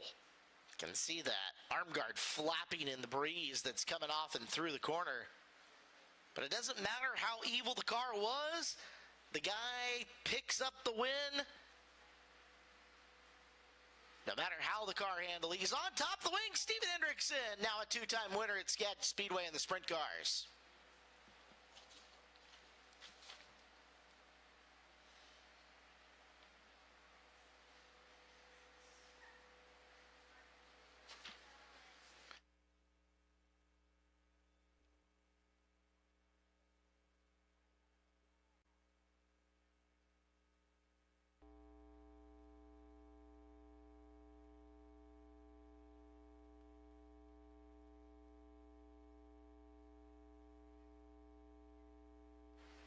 Jeff Needham on the crew down there, figuring it out. Drivers, need to get you out of the car and up to the stage, please. So drivers, if we can get you moseying towards the stage, and we will get Victory Lane underway here tonight at Skagit Speedway. Steven says, where's my hat? Well, Eric, they are, the crew is already kind of doing their job, looking the car over and trying to diagnose it, but you're about to hear from the man himself as Steven Hendrickson is working his way to Victory Lane, and you'll get to find out just how evil things were down there for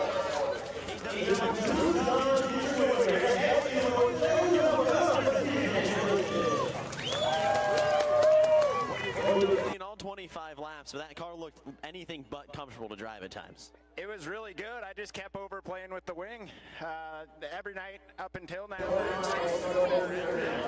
think Doing like that. well, you know, when you're out front, and a wise guy told me years ago, you just keep pulling it back until you got to go forward. But once I hit traffic, he slowed down so much that I just got started. You just brought up lap traffic. You split 3 wide of one of them. How did you work your way through lap traffic so well? I've had a lot of practice at Deming Speedway. I mean, it's really different here, but, you know, passing cars is passing cars. Well, give it up to Jacobson. Gave him a run for everything he had. Man, just didn't look like you were fully able to keep up there in clean air. Oh, yeah. No, he pulled away from us big time when we were in clean air. The only chance we really had there was in traffic. Going into turn 1 on the first lap, I just grabbed all my tear-offs and just pulled them all. So the whole time we were fighting visibility, couldn't see anything. I had to wipe my visor like 4 or 5 times there under green. And a couple times we missed our line a lot, but my crew guys did a really good job, and my sponsors are the only reason we're out here on the track, so I want to give a shout out to Meldecker Racing, Savage Construction, No Tellem Motorsports, Grinders Automotive and Marine, and Otis Concrete, Sasquatch Subs. Well, Jensen Jacobson gets it done in the second spot here at Skagit Speedway, and Dustin Gehring finishing third.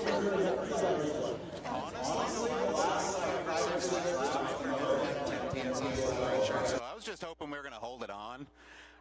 Yeah, it's pretty intense. I mean, it was like the car would get free and then it would get real tight, and I knew it was going to be something. So I just ended up Did you tell your fiancée that? Because I watched her face and she looks quite concerned when you told her about the oil pressure. Yeah, she was a little concerned. When we were under the caution, I was giving her signals like this thing for political correctness is about to go. So we need to make sure that this race happens. But it's good to see you up here on a podium, not on iRacing, Eric. Yeah, good to Bailey Marie Photos will now be at a discount in the Help Dustin Put His Motor Back Together fund. Congratulations to those 3 on the top of the podium tonight.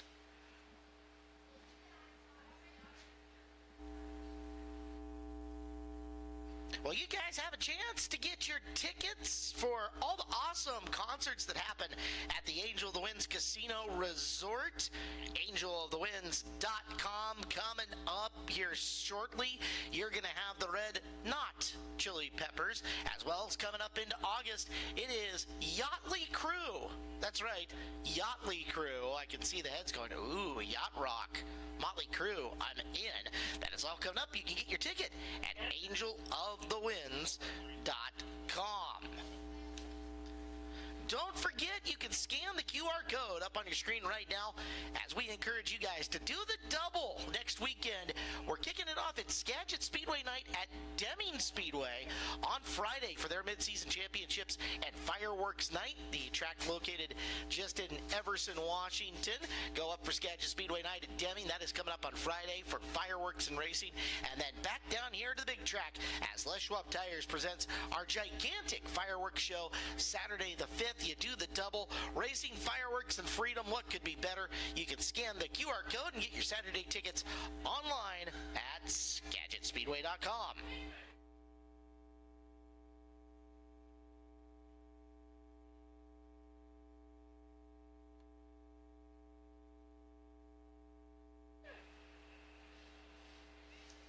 Well, we're 1/3 of the way through main events tonight. Here come the Wild and Woolly Hornets next, as they will go 20 times around with 21 Hornets. That's right. They're not necessarily race cars. They're cars that you race. And we're not telling you that we're encouraging them to be full contact, fully physical Hornets. But at the same time, being as they don't completely handle nicely the whole time around, sometimes they run into each other. I'm just saying. Parents out there, when you have, multiple children and you tell the children to stop touching each other, quit it, and they're just like, well, they ran into me, that's the Hornets, right? The Hornets are the I'm not touching him, he's touching me division of parenting. And I see some of you getting that, and I see a lot of single men in the crowd going, huh? But that's okay. The Ford Performance Ford Bronco is on the front straightaway here at Skagit Speedway.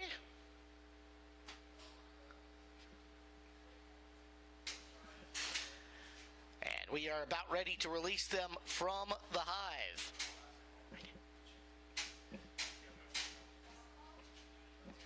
Eric has made his way back from Victory Lane up into the booth, and we'll tag team the Hornets. Eric, no, it's okay. My God, get your... Sorry. So it's just, did you hear my explanation of the Hornet racing? I did. Okay, you have a sibling? I never asked. No, I was an only child. Okay, well that makes still sense. have an only child. Yeah, that makes sense. All right. There are some parents out there that are like, okay, yeah, I get that. So that's going to be what we have here because, frankly, we've given them some speed. That lower end is well packed in and such. And then you get up and above the fluff, and it is adventure time. Come on, grab your friends. Yes. So, friends they have. Yeah, 20 laps, 21 cars. Your most recent feature winner, Colin Sims, yarded all the way to the back. Pourquoi? Because that's the rule, and has been the way it's been from the very beginning. You win the feature, you start in the back next time. Yep. So Colin Sims will have his work cut out for him from the 21st starting position. Now we saw Dustin Gehring make a run, but that was 7th to 3rd, so, not quite comparable, but positions are able to be made up around the Skagit Speedway. Levi Hillier.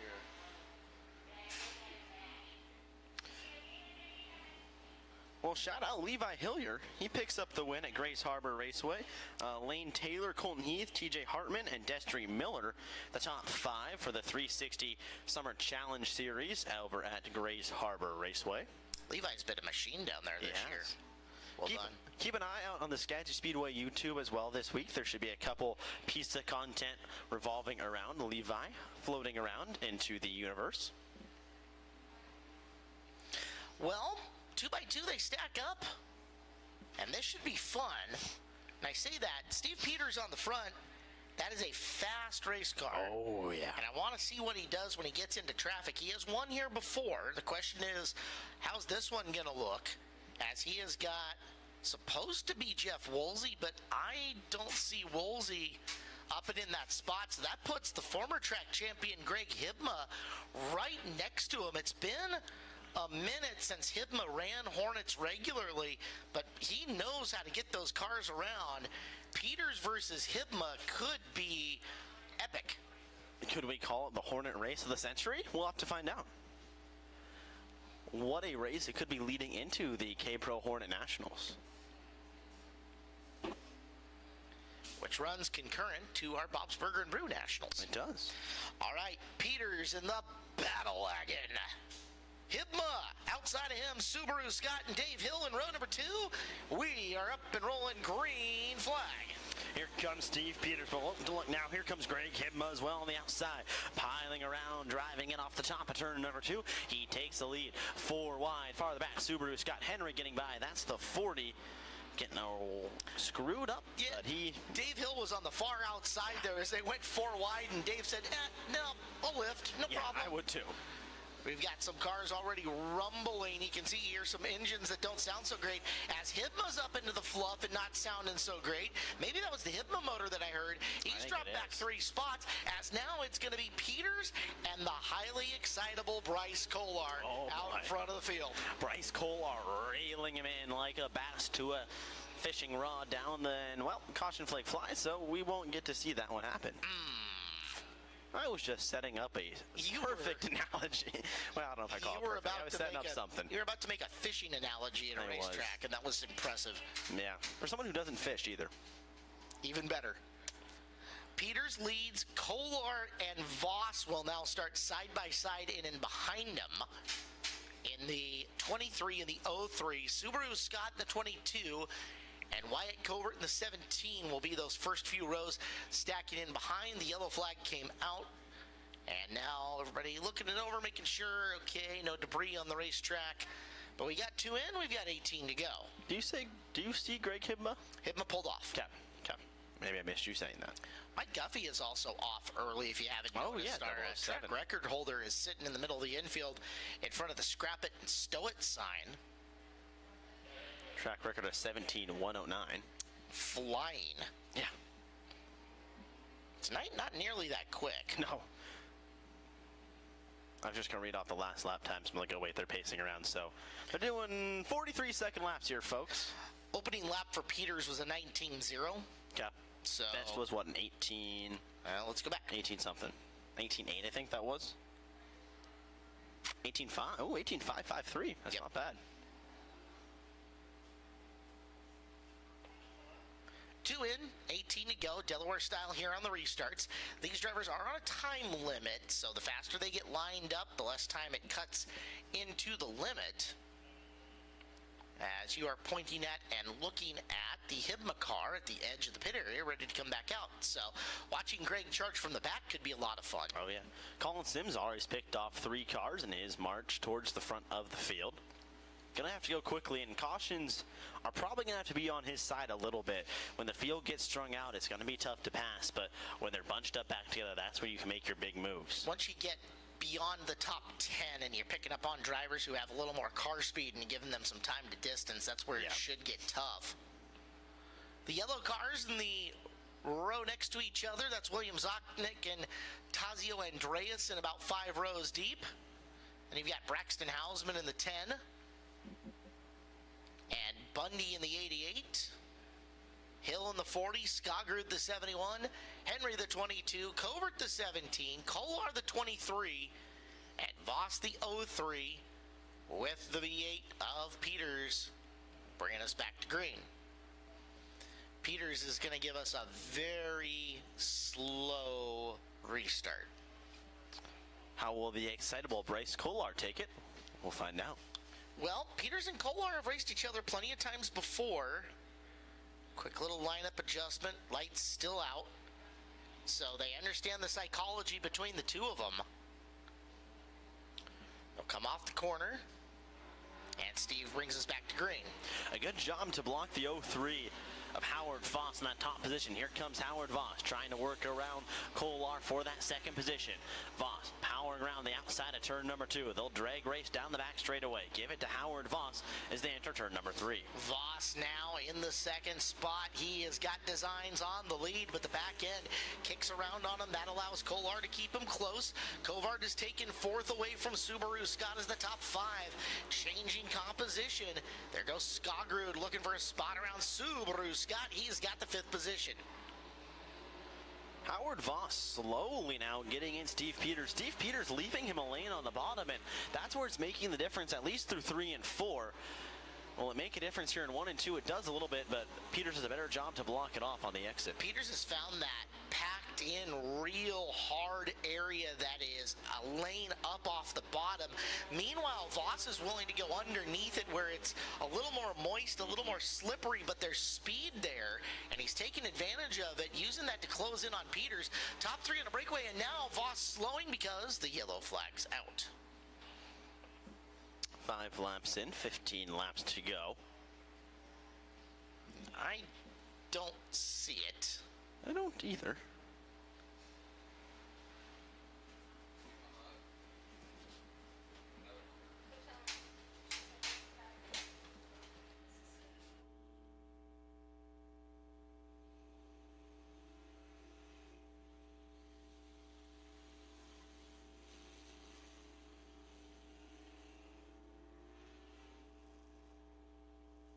So field will make sure they're in their proper running order.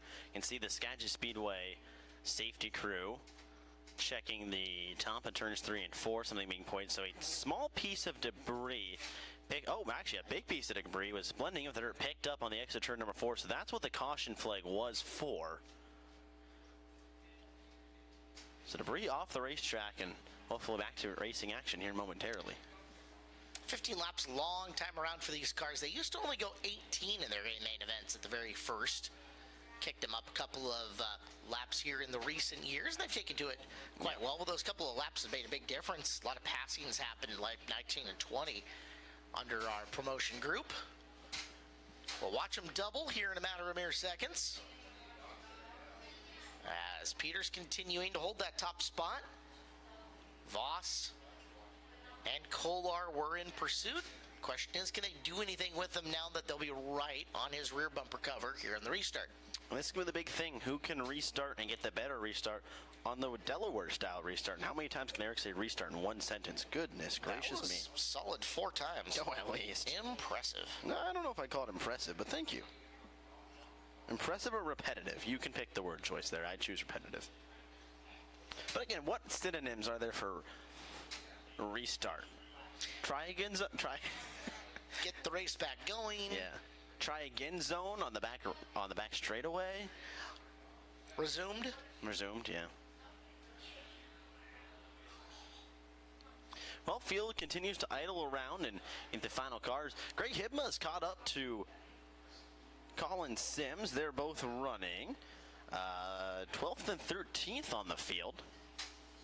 So slowly but surely they're picking their way through the field. Would imagine they could probably threaten at a top 5 depending how this race goes, but we talked, cautions will be their friend.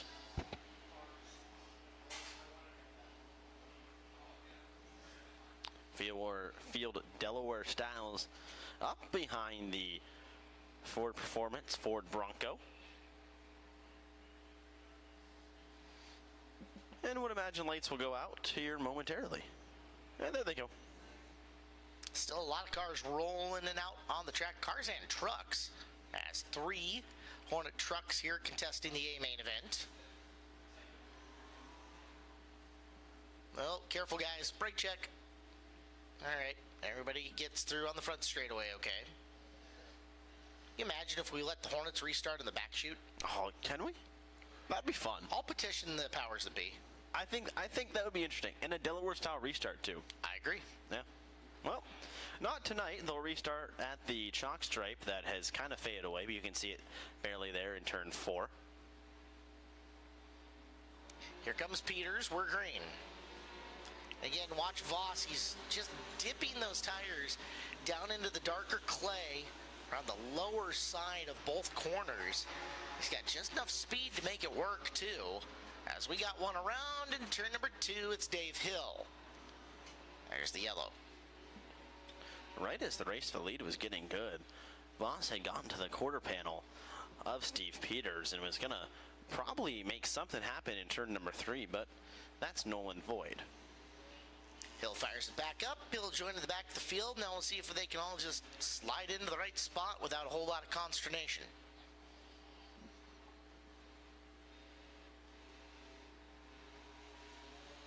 Consternation. I like it. Gave Wade a word to add. Now you got one for you. Thank you. Peters, Voss, Kolar, Skagerud, Covert, Zotnik. Your top 7. Henry. Realized I only had 6. Wyatt Covert slowly climbing his way through the field from the 7th position. He's up to 5th. It's the 50 of Bubba Peters drifting back.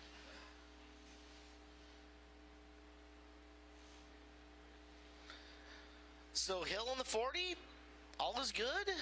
It's hanging out. He will restart at the back of the field, right behind Andreasen in the 39.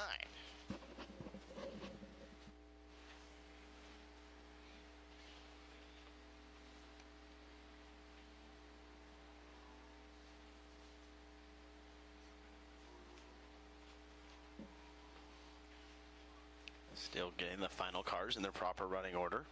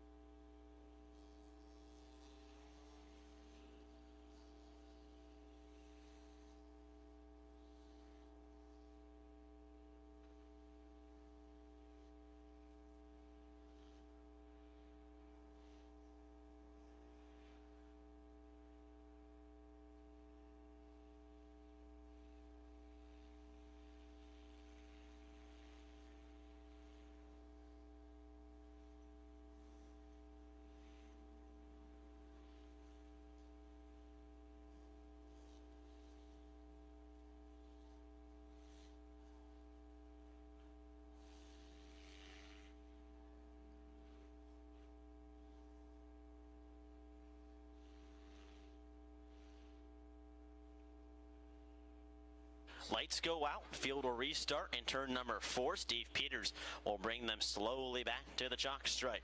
Howard Voss, Bryce Kolar, green flag flies again, 15 laps to go. Peters does a good job to diamond off the top of turn number 4 and come down to block Howard Voss. Now, here's the big thing. How do they get out of turn number 2? Peters has it. Here comes Howard Voss. And the ever-excitable Bryce Kolar as well. Could be a 3-car battle for the lead into turn number 3. Steve Peters, Howard Voss, Bryce Kolar, side by side. Peters has it. They're racing farther behind him. Throw a blanket over your top 3 as into the back of Peters gets the 23 of Kolar. He'll back out of it as you see some wheel shake going down the back straightaway. Now Voss in there. Kolar trying to roll the top. Peters right in the middle. 3 different grooves being used for 3 different spots. One of the raciest racetracks we've seen for the Hornets all year long coming to fruition tonight. The 23 gives a shot to the V8 of Peters. Kolar moves safely into that 2nd spot for now, but here comes Howard Voss right back to the inside.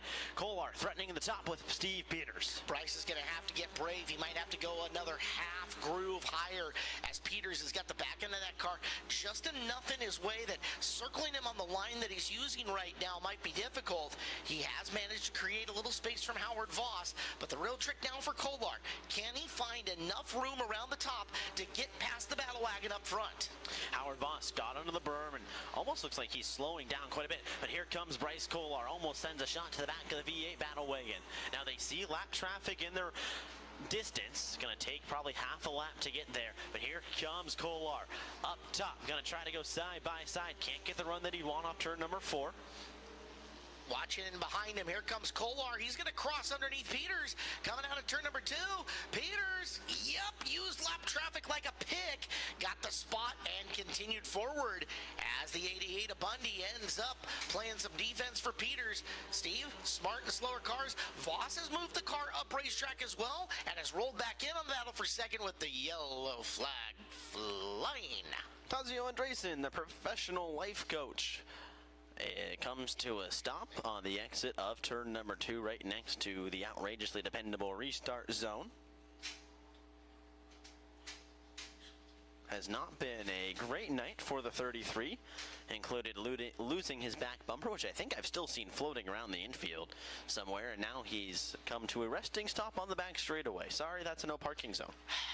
Sir, you can't park here. No. However, that battle for the lead was getting hot, and you can see might be the best thing for both Kolar and Voss to get a second to reassess what they want to do. Traffic was looming. Your race leader, Peters, very smart move to pull and use the pick from the 88 of Bundy. And now what's going to be better is they're going to get that restart again, and they were probably side by side for what, Caleb? At least a good 4 laps? Yeah, they're about. With 9 laps to go, can Peters hang on? And you've got front pick and truck coming up to the rear end of it.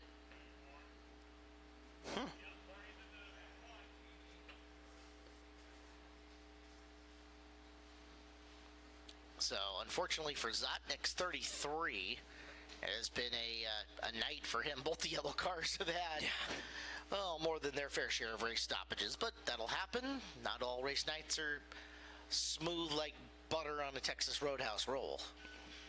Nice job. Yum. Am I hungry? Yes. Do I have multiple cupcakes here that people have brought me? Also yes.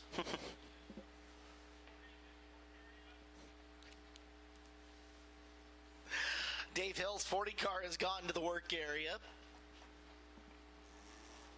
Work area cam is not functional tonight. Sorry. That's okay. Carson had a long night last night. No excuses. Get right back to work. Rule 76, no excuses. Play like a champion. Darn tootin'.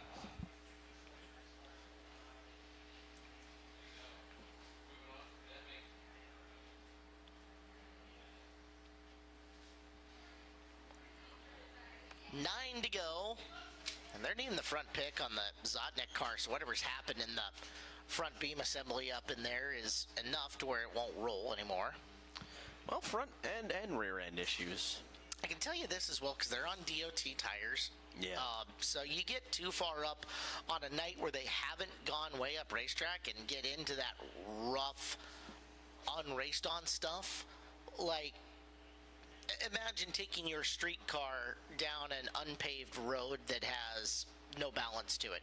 Exactly. And then imagine trying to do it at speed. Yeah. So even the best shocks and struts are going to give out at some point in time. And these are cars 20, 30, 40 years old. So, yeah, holding up, not exactly it. All right, Ford Performance Ford Bronco off. 9 laps to go. It was good while it was going. We just need to get it going again and then finished. Yeah. We do still have an main event coming up for the Car Mart USA 410 Sprint Cars.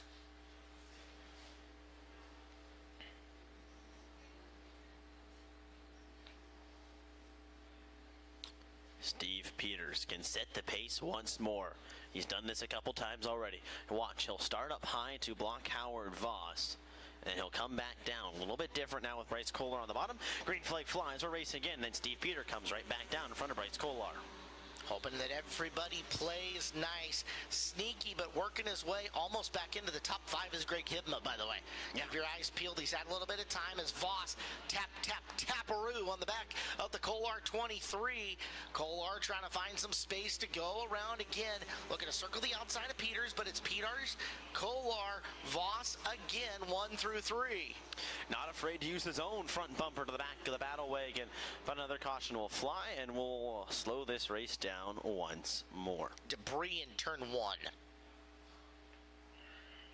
So, in the same, you bring up Greg Hibma, Colin Sims also up to 6th from the back. Both of them have kind of been coming together. Yeah, you look at it, they're right next to each other-ish on the racetrack. They've got Wyatt Covert splitting them.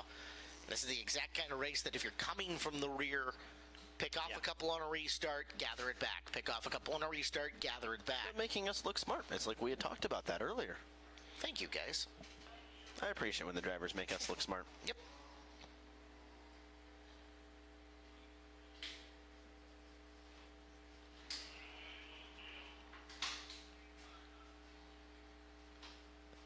Well, bringing the top 3 down, and hey, Eric, I believe that means that they have hit their time limit. So that's going to do it. This race is now officially over. Hornets have hit their time limit for the night. Your winner, provided he makes minimum weight, will be Steve Peters in the battle wagon. Bryce Kolar and Howard Voss, 1 through 3. Green light is on, and it is another Skagit Speedway win for the battle wagon, Steve Peters.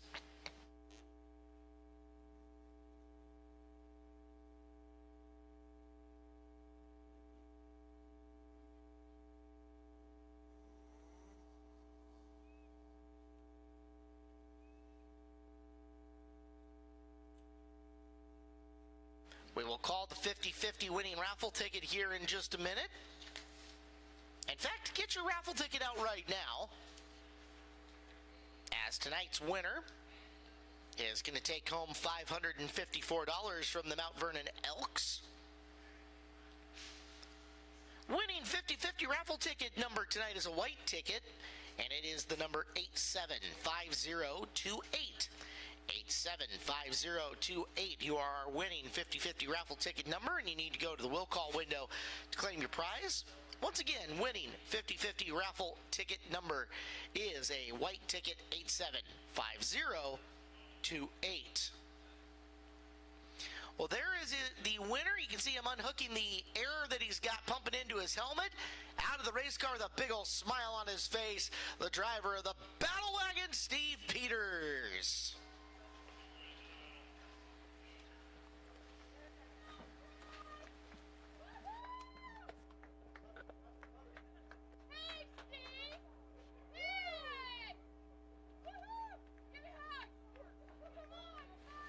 Eric is live down trackside as Peters making his way to the podium. Steve Peters gets it done in the Hornets here at Skagit Speedway. Starts on the front, had to battle many restarts to get that done. How did you vary your restarts every time to keep them behind you? You know, just new transmission in this car. Right out here, we did it at Elma, and it seemed to be pretty good, but on the restarts, you just can't catch this thing once it hits third and goes.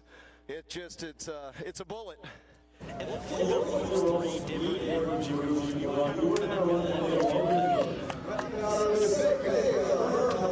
It's really hard to go in with that big jump there, and I knew that my buddy Bryce.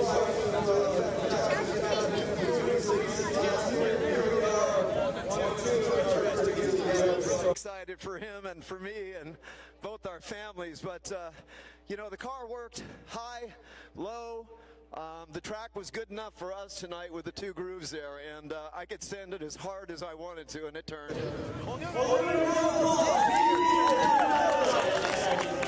Kolar, a nice run from 8th to 2nd. Man, big high five. Felt like you could have thrown a blanket over you trying to chase down not only Steve Peters, but then battling too with Howard Voss. Yeah, he was right there, and I gave Steve some love there lap after lap after lap. I finally got around him, and lap traffic got to me, and a couple of yellow flags and battle. I knew you'd be coming. It was great. If we'd have had the rest of the race, I would have gotten it out. And that construction, and my mom was a Joe. That's the thing I got. Here, Skagit Speedway.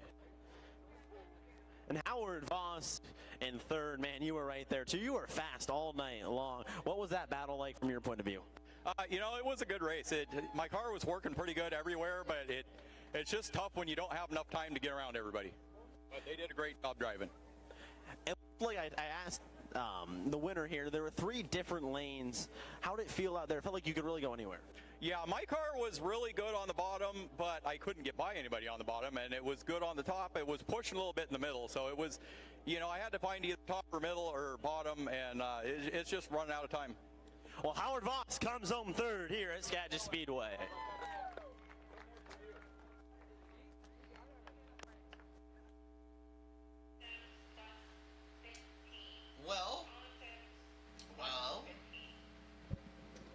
Well, congratulations to Steve Peters, Bryce Kolar, and Howard. Yes, well done, Bryce. Congratulations to them. Hornet top 3 tonight here at Skagit Speedway. Race fans, we so greatly appreciate your being here with us Saturday night at Skagit Speedway. No better place to be as we get ready to present to you the main event of the evening. Don't forget, we're doing the double next weekend. Friday night up at Deming Speedway for Skagit Speedway night and fireworks. Saturday night back here for our huge fireworks show presented by Les Schwab. Get your tickets now and do the double with us. Deming on Friday and Skagit Speedway on Saturday for your July 4th weekend. Without further ado, we take your attention to the big screen for tonight's hype video.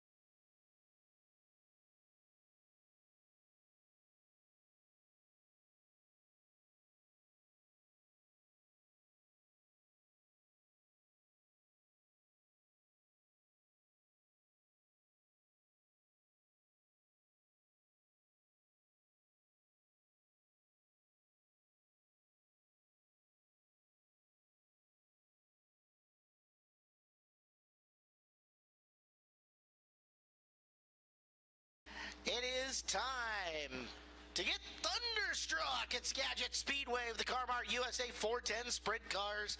Your pole sitter on the night is Justin Youngquist in the Dines Racing 95 out of Burlington. Outside of him, it is going to be Corey Eliason in the Wheatley Motorsports 45. Row number 2, the Shaylin Ray Motorsports 18 from Burlington of Jason Solwald. And starting fourth, the Dirt Cup winner from Puyallup, the 55 of Trey Starks. Starting fifth, the 21P, it's Robbie Price. Levi Klatt rolls off in the 6th position in the F1. Jesse Schlottfeld, the 21, starts 7th. Eric Fisher starts 8th in the 26. Colin Mackey in the 7-0 starts 9th. Tyler Thompson goes outside. Number 5 of the Lindley Family Racing, number 10. And it's Chase Getz, the 91. Cam Smith, the 17. Dragon was the 09. And the 99 of Dan Reynolds. 14 cars, 30 laps, $5,000 broken down pretty simply. Be the best of this group, you pocket 5G, and you move on forward into next week's gigantic fireworks show here at Skagit Speedway. Youngquist looking for career 410 feature win. Number 2, Eliason in the 26. Looking for his first win as the pilot of the Wheatley 45. Settling down the next straightaway. This race comes to life as they make their way into corner number 3 and out of corner number 4. Green flag, we go racing. Side by side in turn number 1, Justin Youngquist, but here comes Trey Starks. Going up high quickly from 4th to 3rd. Now sets his sight on Corey Eliason.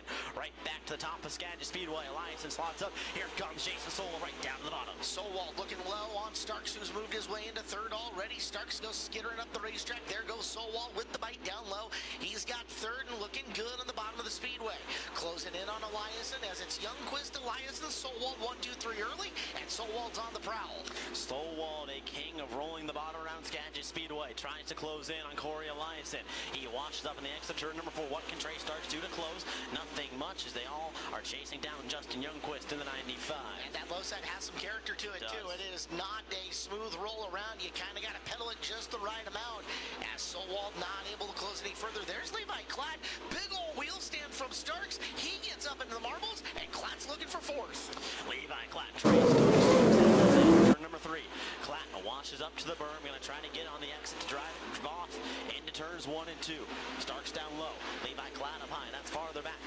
All while Corey Eliason trying to run down Justin Youngquist on the exit turn number 4. Youngquist, your leader, and you can see him kind of slow the car up, getting into turn number 1. That way he's got it under control, making laps around a relatively low lip on the speedway. But that's where Justin has been since the very beginning, and he is maintaining his distance between himself and Eliason with the first piece of lap traffic coming in. Lap times in the 12.2 seconds. Was in the high 11-second bracket. Justin Youngquist makes his move around Dan Reynolds, puts one lap car in between himself and second place Corey Eliason. The 95 shuffles the 95 a lap down.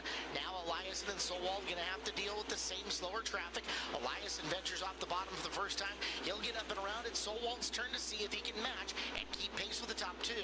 Match he does, gets by. Now no lap cars separate 1, 2, or 3. Corey Eliason down at the bottom of the speedway trying to get a run as he exits high off turn number 4. Back into 1 and 2 they go. Eliason up to the top of 1 and 2. There's Solwald down to the bottom looking to soak up some room. It is about 3 car lengths in between them as Solwald looking to roll in. And here he is. Eliason right on the back of the leader going into the first turn. Could be a pass for the lead. Youngquist goes high. Corey Eliason follows him up. Here now. They are some bucket Broncos out there tonight as they're really having to work to keep the front end of those race cars down. It is Youngquist from the top. Now with Solwald, who has passed up Eliason. Solwald's really doing a good job of keeping his car down, square, rubber side forward and moving. Here's Youngquist in on the back of Otis, and the battle for the lead coming out of 2. Jason Solwald shows him straight away. Greg Otis has slowed him up. They haven't got by. Here comes Jason Solwald. They almost touched. They hit the flag stand. Youngquist had the front end flying in the air, and he knows he needs to get up and on it. And now he kicks on the turbo booster. Move going into 3. Shows him a wheel coming off the low side. Youngquist hard on the hammer. Knows he's got to find a path around Otis, or else he'll lose this lead. Solwald side by side coming out of 2. Number 3 slide job. Jason Solwald gets it done on the exit turn number 4.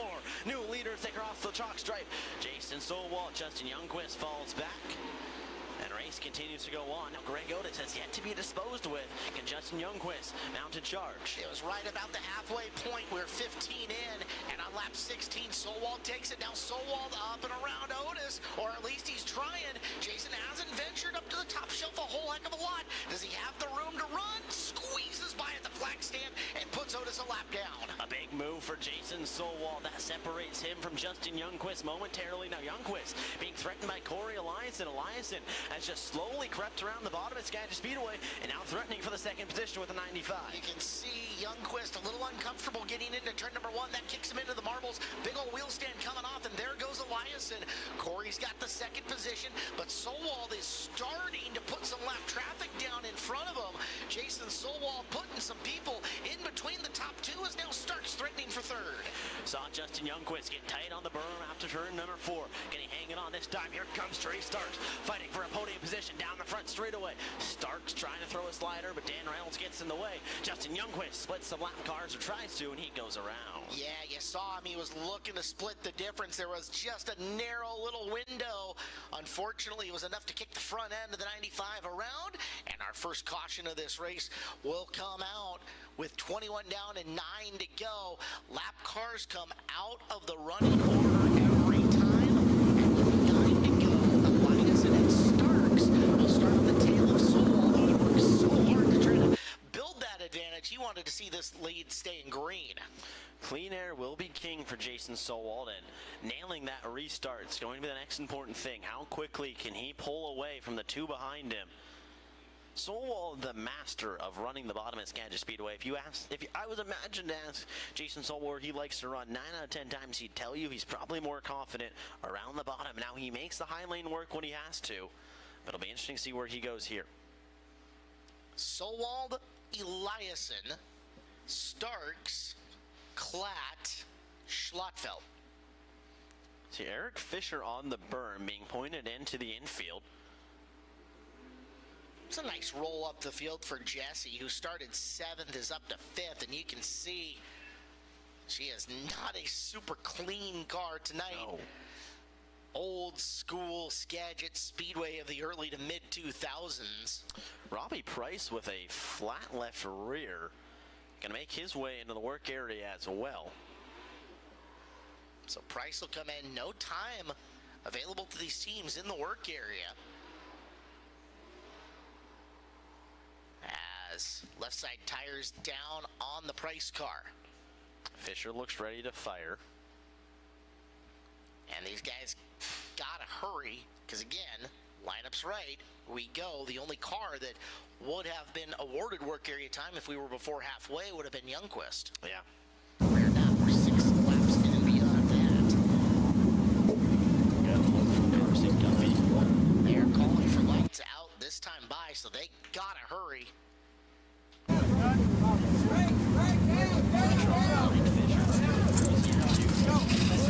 Fire off, but Robbie Price looks like he's going to be clear, ready to go.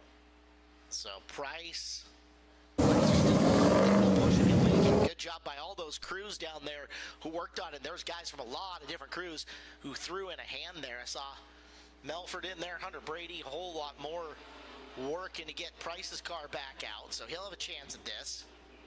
Coming from the back, and this time we will see lights going out on the Ford Performance Ford Bronco. So 21 in, 9 to go. Solwald, Interstate Batteries, outrageously dependable back straightaway restart coming up. It's going to be an interesting choice as to where he goes, but really how much speed he wants to carry into turn number 3, and does he pick the right line that doesn't unhook the race car? He's going to have the shot right here. Tries to get away from Eliason. It's not the biggest jump, but it's good enough to get him a car length or 2. So we're back underway. Everyone goes to the bottom except Levi Klatt, who's now threatening. Here's Jesse Schlockfeld as well. That's the race for the 3rd spot. Jesse Schlockfeld in 4th. Trey Starks in 3rd. Oh, Jesse back end started coming up on him. He gathered it back together as he was working on Starks. Schlotfeld racing motivated here tonight. Back straight away. Thought about going after Trey there. He'll try to get in 3 as the front end flies in the air. Jesse Schlotfeld has to regroup off of turn number 4 after you watched high into the marbles. Gonna run back down. Trey Starks down the back straight away. Levi Klatt threatening there as well. Anything can happen. The 1F is going to be right on the back bumper of those 2. 24 down, 6 to go. So Walden, no danger out front. He is a long ways away from Elias, and Starks is a ways back from Corey as well. This is the closest battle in the top 5 as you see Schlotfeld trying to race himself a groove around the high side of Skagit Speedway in pursuit of Starks, the 3rd position. What type of run can he get off of corner number 2? Nothing. Washes high. Loses a lot of ground. Goes right back to the bottom through turns 3 and 4. Hugs it on the exit of turn number 4 just to remain in the spot that he is. There may become a point here where discretion is the better part of valor, and they understand what they're after within the top 4. Now, Sowald is going to catch lap traffic one more time in the form of Dan Reynolds. 3 to go. Let's see if that advantage changes at all. He's going to Eliason, and if Sowald can clear right here, this should be done. And it looks like it is. Gets around Dan Reynolds with ease, goes right back to the bottom. Now 1 lap car in between 1st and 2nd place, Corey Elias. He's going to have to get by him quickly, but it probably won't matter as white flag will fly. One more time around Skagit Speedway for Jason Sowald. It'll be the first 410 win in a little bit for Jason, but big money's on the line, and Sowald right there. Off the 4, he'll take the win. Jason Sowald, $5 grand richer tonight at Skagit Speedway. Corey Eliason brings home 2nd. Trey Starks to 3rd. Schlotfeld advances to 4, and Klatt rounds out the top 5.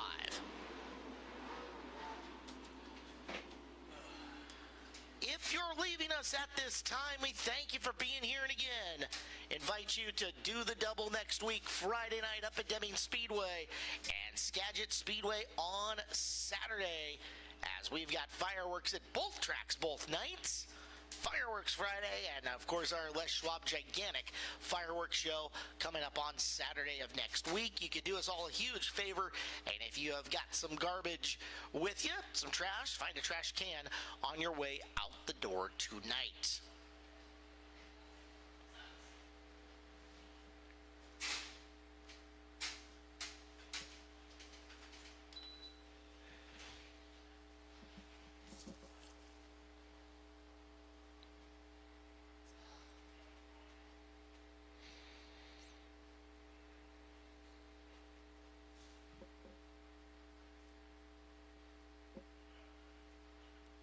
The Car-Mart Superstores, Blue Cow Car Wash, Shaylin Ray Motorsports, number 18.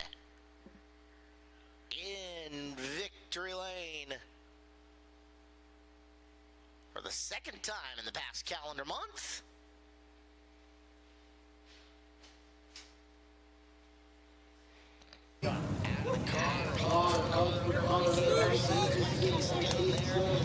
As it is time to celebrate for Jason Sowald, 410 feature.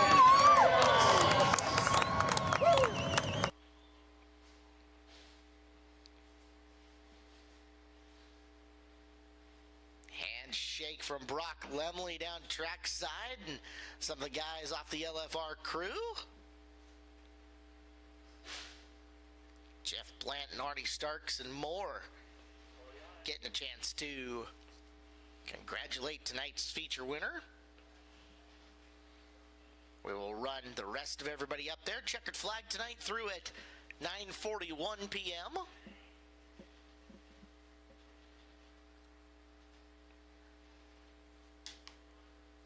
Ladies and gentlemen, give a big round of applause, Jason Sowald.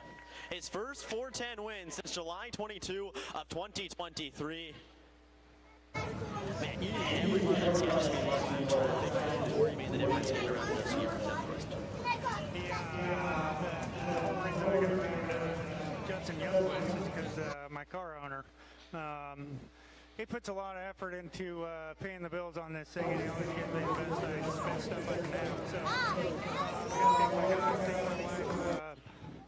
gotta thank Dave, Bryce, Steve, Jeff, and Mike most importantly. The bottom lane looked like the most comfortable for you in that 18. What were you feeling down there? The bottom was actually perfect for me, and we actually got it tonight. The balance was good on it. That's more my style, you know. Kind of reminds me of an old school track. I kept telling Trey before the heat races to try above the cushion, but apparently he didn't try it. Caleb and I were talking about it. It's similar to old school Skagit Speedway tracks. A couple times. What were you feeling there? Yeah, it's just to myself and not get too close to cars in front at the wrong time. You definitely didn't want to do following down the straightaways and stuff because you would lose the air and those comes up. But it was definitely a little bit tricky. I'd preferred it a little bit slicker, but we'll take this one and finally got to beat Trey. Well, Jason Sewell gets it. Skagit Speedway.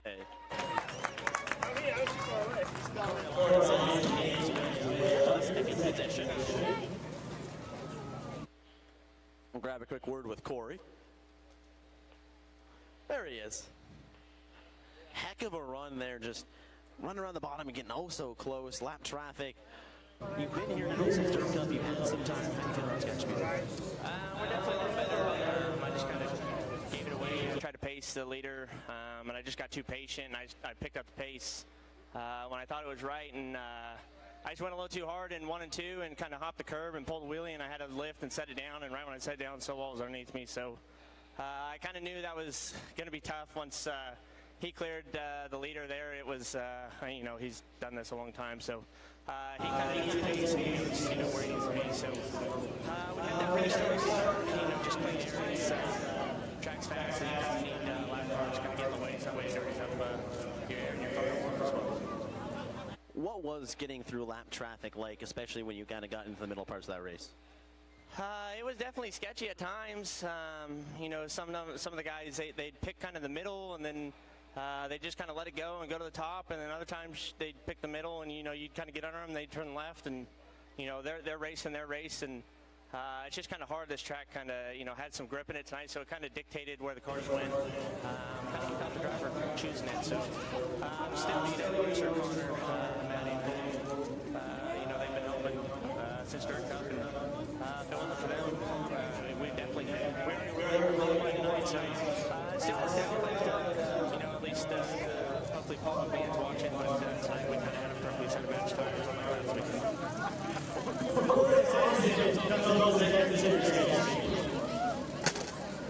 The trick starts the last track with just how fast it seemed like it was. Yeah, it was definitely tough. You know, I hope it was exciting. It's not putting my car down the way. But, you know, we just took what we could get and got a finish. This is one of those nights where you can really easily get in a lot of trouble, and we just don't need to do that. I don't think there was a whole lot to be gained there. And so just kind of kept it straight, kept my nose clean, and brought it home in one piece. So, yeah, we were all right. We could have been better, but again, it's a type of track that you just can't really push the issue on. I tried going above it a couple times, and it didn't work. So, yeah, we'll come back next week, hope for something a little bit wider, and work on our stuff and see how we can do. Well, Trey Starks brings it home in the third position tonight here at Skagit Speedway. Thank you, Eric List. I want to thank all of you guys for hanging out with us here tonight on a Skagit Speedway Saturday night. Grab a picture of that sunset on your way out the door, and just remember how spoiled we are to live in the beautiful Pacific Northwest and up here in Skagit County, as it's absolutely a gorgeous sunset.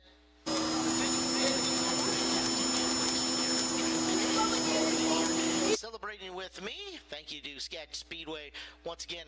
We'll do the double next week. Fireworks on Friday night at Speedway, and fireworks here on Saturday night at Skagit Speedway. Make your plans to be here with us both nights. For Eric List, Cole with the control on the board. Nice job tonight, buddy. My name is Caleb Hart. Good night, everybody. We will see you Friday night at Deming Speedway and next Saturday night here at Skagit Speedway. Good night, everyone.